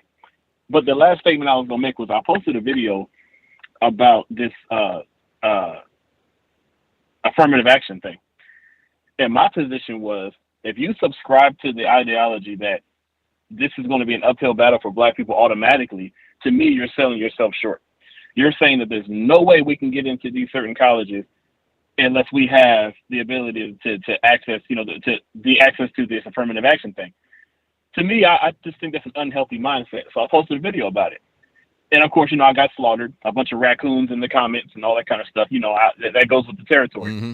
But what's crazy to me is that if you don't subscribe to this ideology, you're automatically not black anymore. Your race card has been revoked. So what am I to do? Am I just supposed to subscribe to this ideology that I just completely don't agree with, know nothing about? I didn't grow up in a certain neighborhood that certain people did, so that's not my reality. The problem is that black people cry so much about being put in a box, and everybody's looking at us as the same. But when you meet a black person that's different, you want to cast him out of your race. So it's like, you can't have it both ways. They want you to be open-minded when it fits their narrative, but if you're open-minded and that is not your life and your experience, and you speak up about this publicly, now all of a sudden you're catering to the white man. Of course. It's like, no, that's just not my life. That's not my reality. I can't subscribe to that, and I'm not going to pretend like I can. So, that's why like I said, I always say I take my hat off to people like you, because you've been doing this a long time. And I don't know if you've always had this thick of skin, but I can tell you have thick skin. And so I learned from people like you how to respond, what comments to just let blow by you. If I do respond, how to respond in a mature way that's not necessarily to argue, but making them think, hey, okay, well, in this case, what would you say about this? Like, to me now, I'm watching how you respond, like on your Twitter and stuff like that, to where I'm not arguing, but then I'll put them in a position where they have to answer this question, make them think. You make it make sense to me then.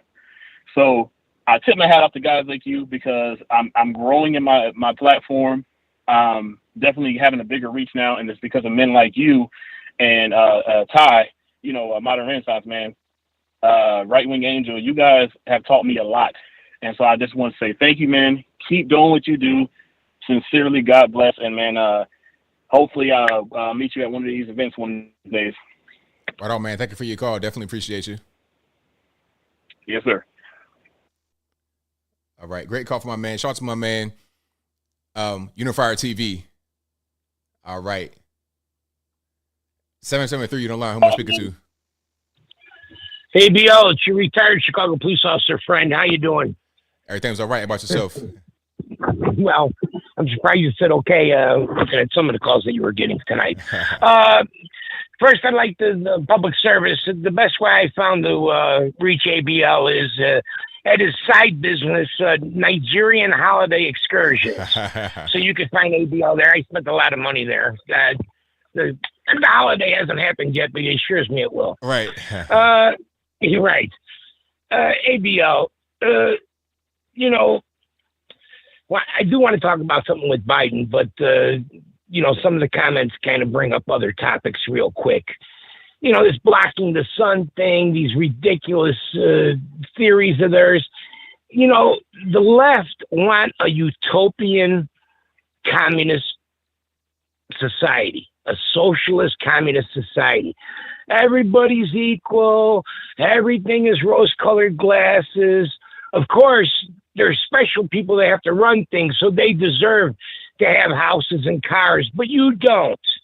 You use public transportation and everything is good, and it doesn't work. It doesn't work. And America is a very special place. And here's why I say that, and I don't say that with any maudlin or anything like that, ABL. The specialness of America is so many people are here. It's a melting pot. We should embrace the differences that people have. People have different intelligence. People have different foods that they eat. People have different jobs that they do and different, gifts that they have. And we should try to embrace that while protecting our society as it is. That's why there's so many people flooding over from other countries. They recognize that their country has failed to do what America has done. And then the left in America wants to change our country into the country these people are fleeing from. It's so contrary. It's ridiculous. You know, just like they point the finger and say fascist and this and that, but then they stifle free speech. They want to, you know, they want to do whatever they want to do, and it's completely and utterly ridiculous. It really is. And you know what? Talking about the truth has a way of floating to the surface. That's what happens with the truth. So everybody knows that this particular FBI has gone along with the administration that's in power right now and has protected Biden, or at the least conspired to not let things come out at a certain time. But here's my question to you, ABL, and it's the reason I called in the first place. We know that Biden has taken bribes. We know it's apparent. It has to be proven with the documents and facts. But we know that he used his son and his power to take bribes over the years and take a lot of money. But what has happened is when he did that, he was able to stay hidden behind a veil, behind the bushes, behind a veil. But now he has been placed in the presidency. And I say placed there because that's what happens. You know, the mayor of Chicago, this new mayor, Johnson of Chicago, no one's even heard of him until a few months ago. He was a minor player. They anointed him mayor. The powers that be in this city said, this is a guy that people will vote for, whether it's because he's black or whatever, but people will vote for him and we're going to get behind him. The same thing, and all due respect to Obama, remember, Obama was an activist here in Chicago, okay? The same thing happened with Obama. Blagojevich, our governor, went to prison for trying to sell the spot the Senate seat that Obama first got. Blagojevich, who was the governor, he never even took a bribe. And I'm not defending him, but he never even took a bribe. He was just saying, who can we get that would fit into this spot? And they put him in prison for potentially thinking about a bribe. Okay? So what happened with Obama, and the reason I bring it up, is that they said the same thing. We're going to place Obama into this spot. This guy's charismatic. He's half black. He's well educated. He speaks well. He can inspire people. So we're going to instill him into this spot, and then we can help make him become the next president. You know, this is the kind of things that they do. And here's my question to you.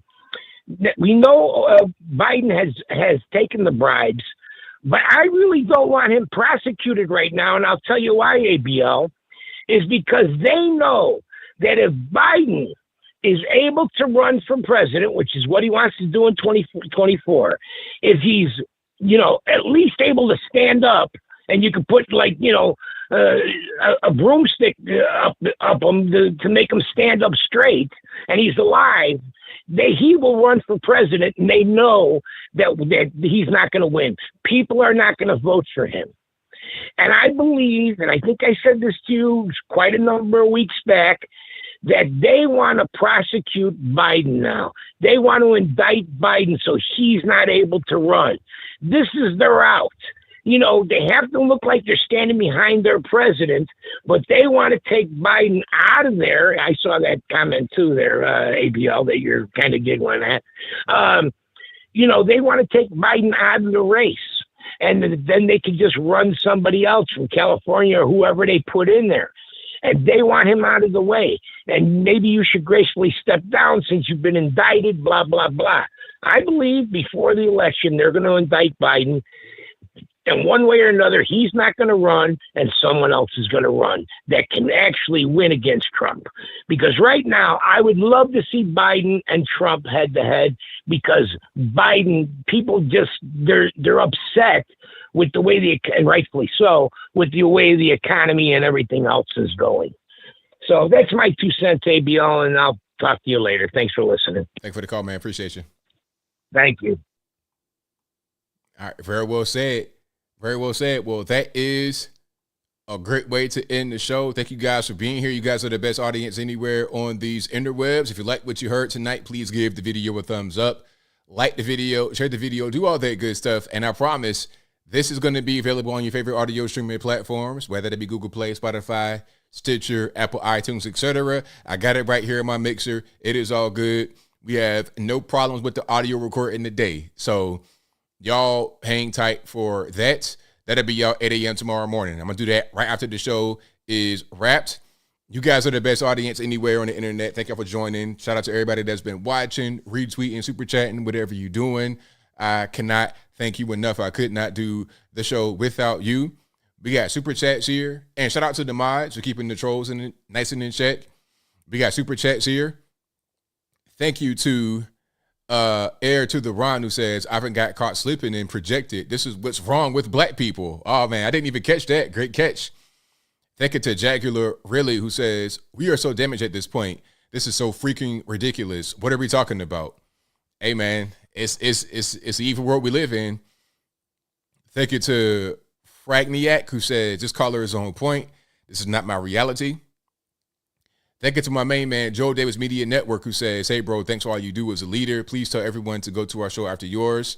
Thank you for the super chat, boss. I definitely appreciate you. You guys are fantastic. I think that will be a wrap for me.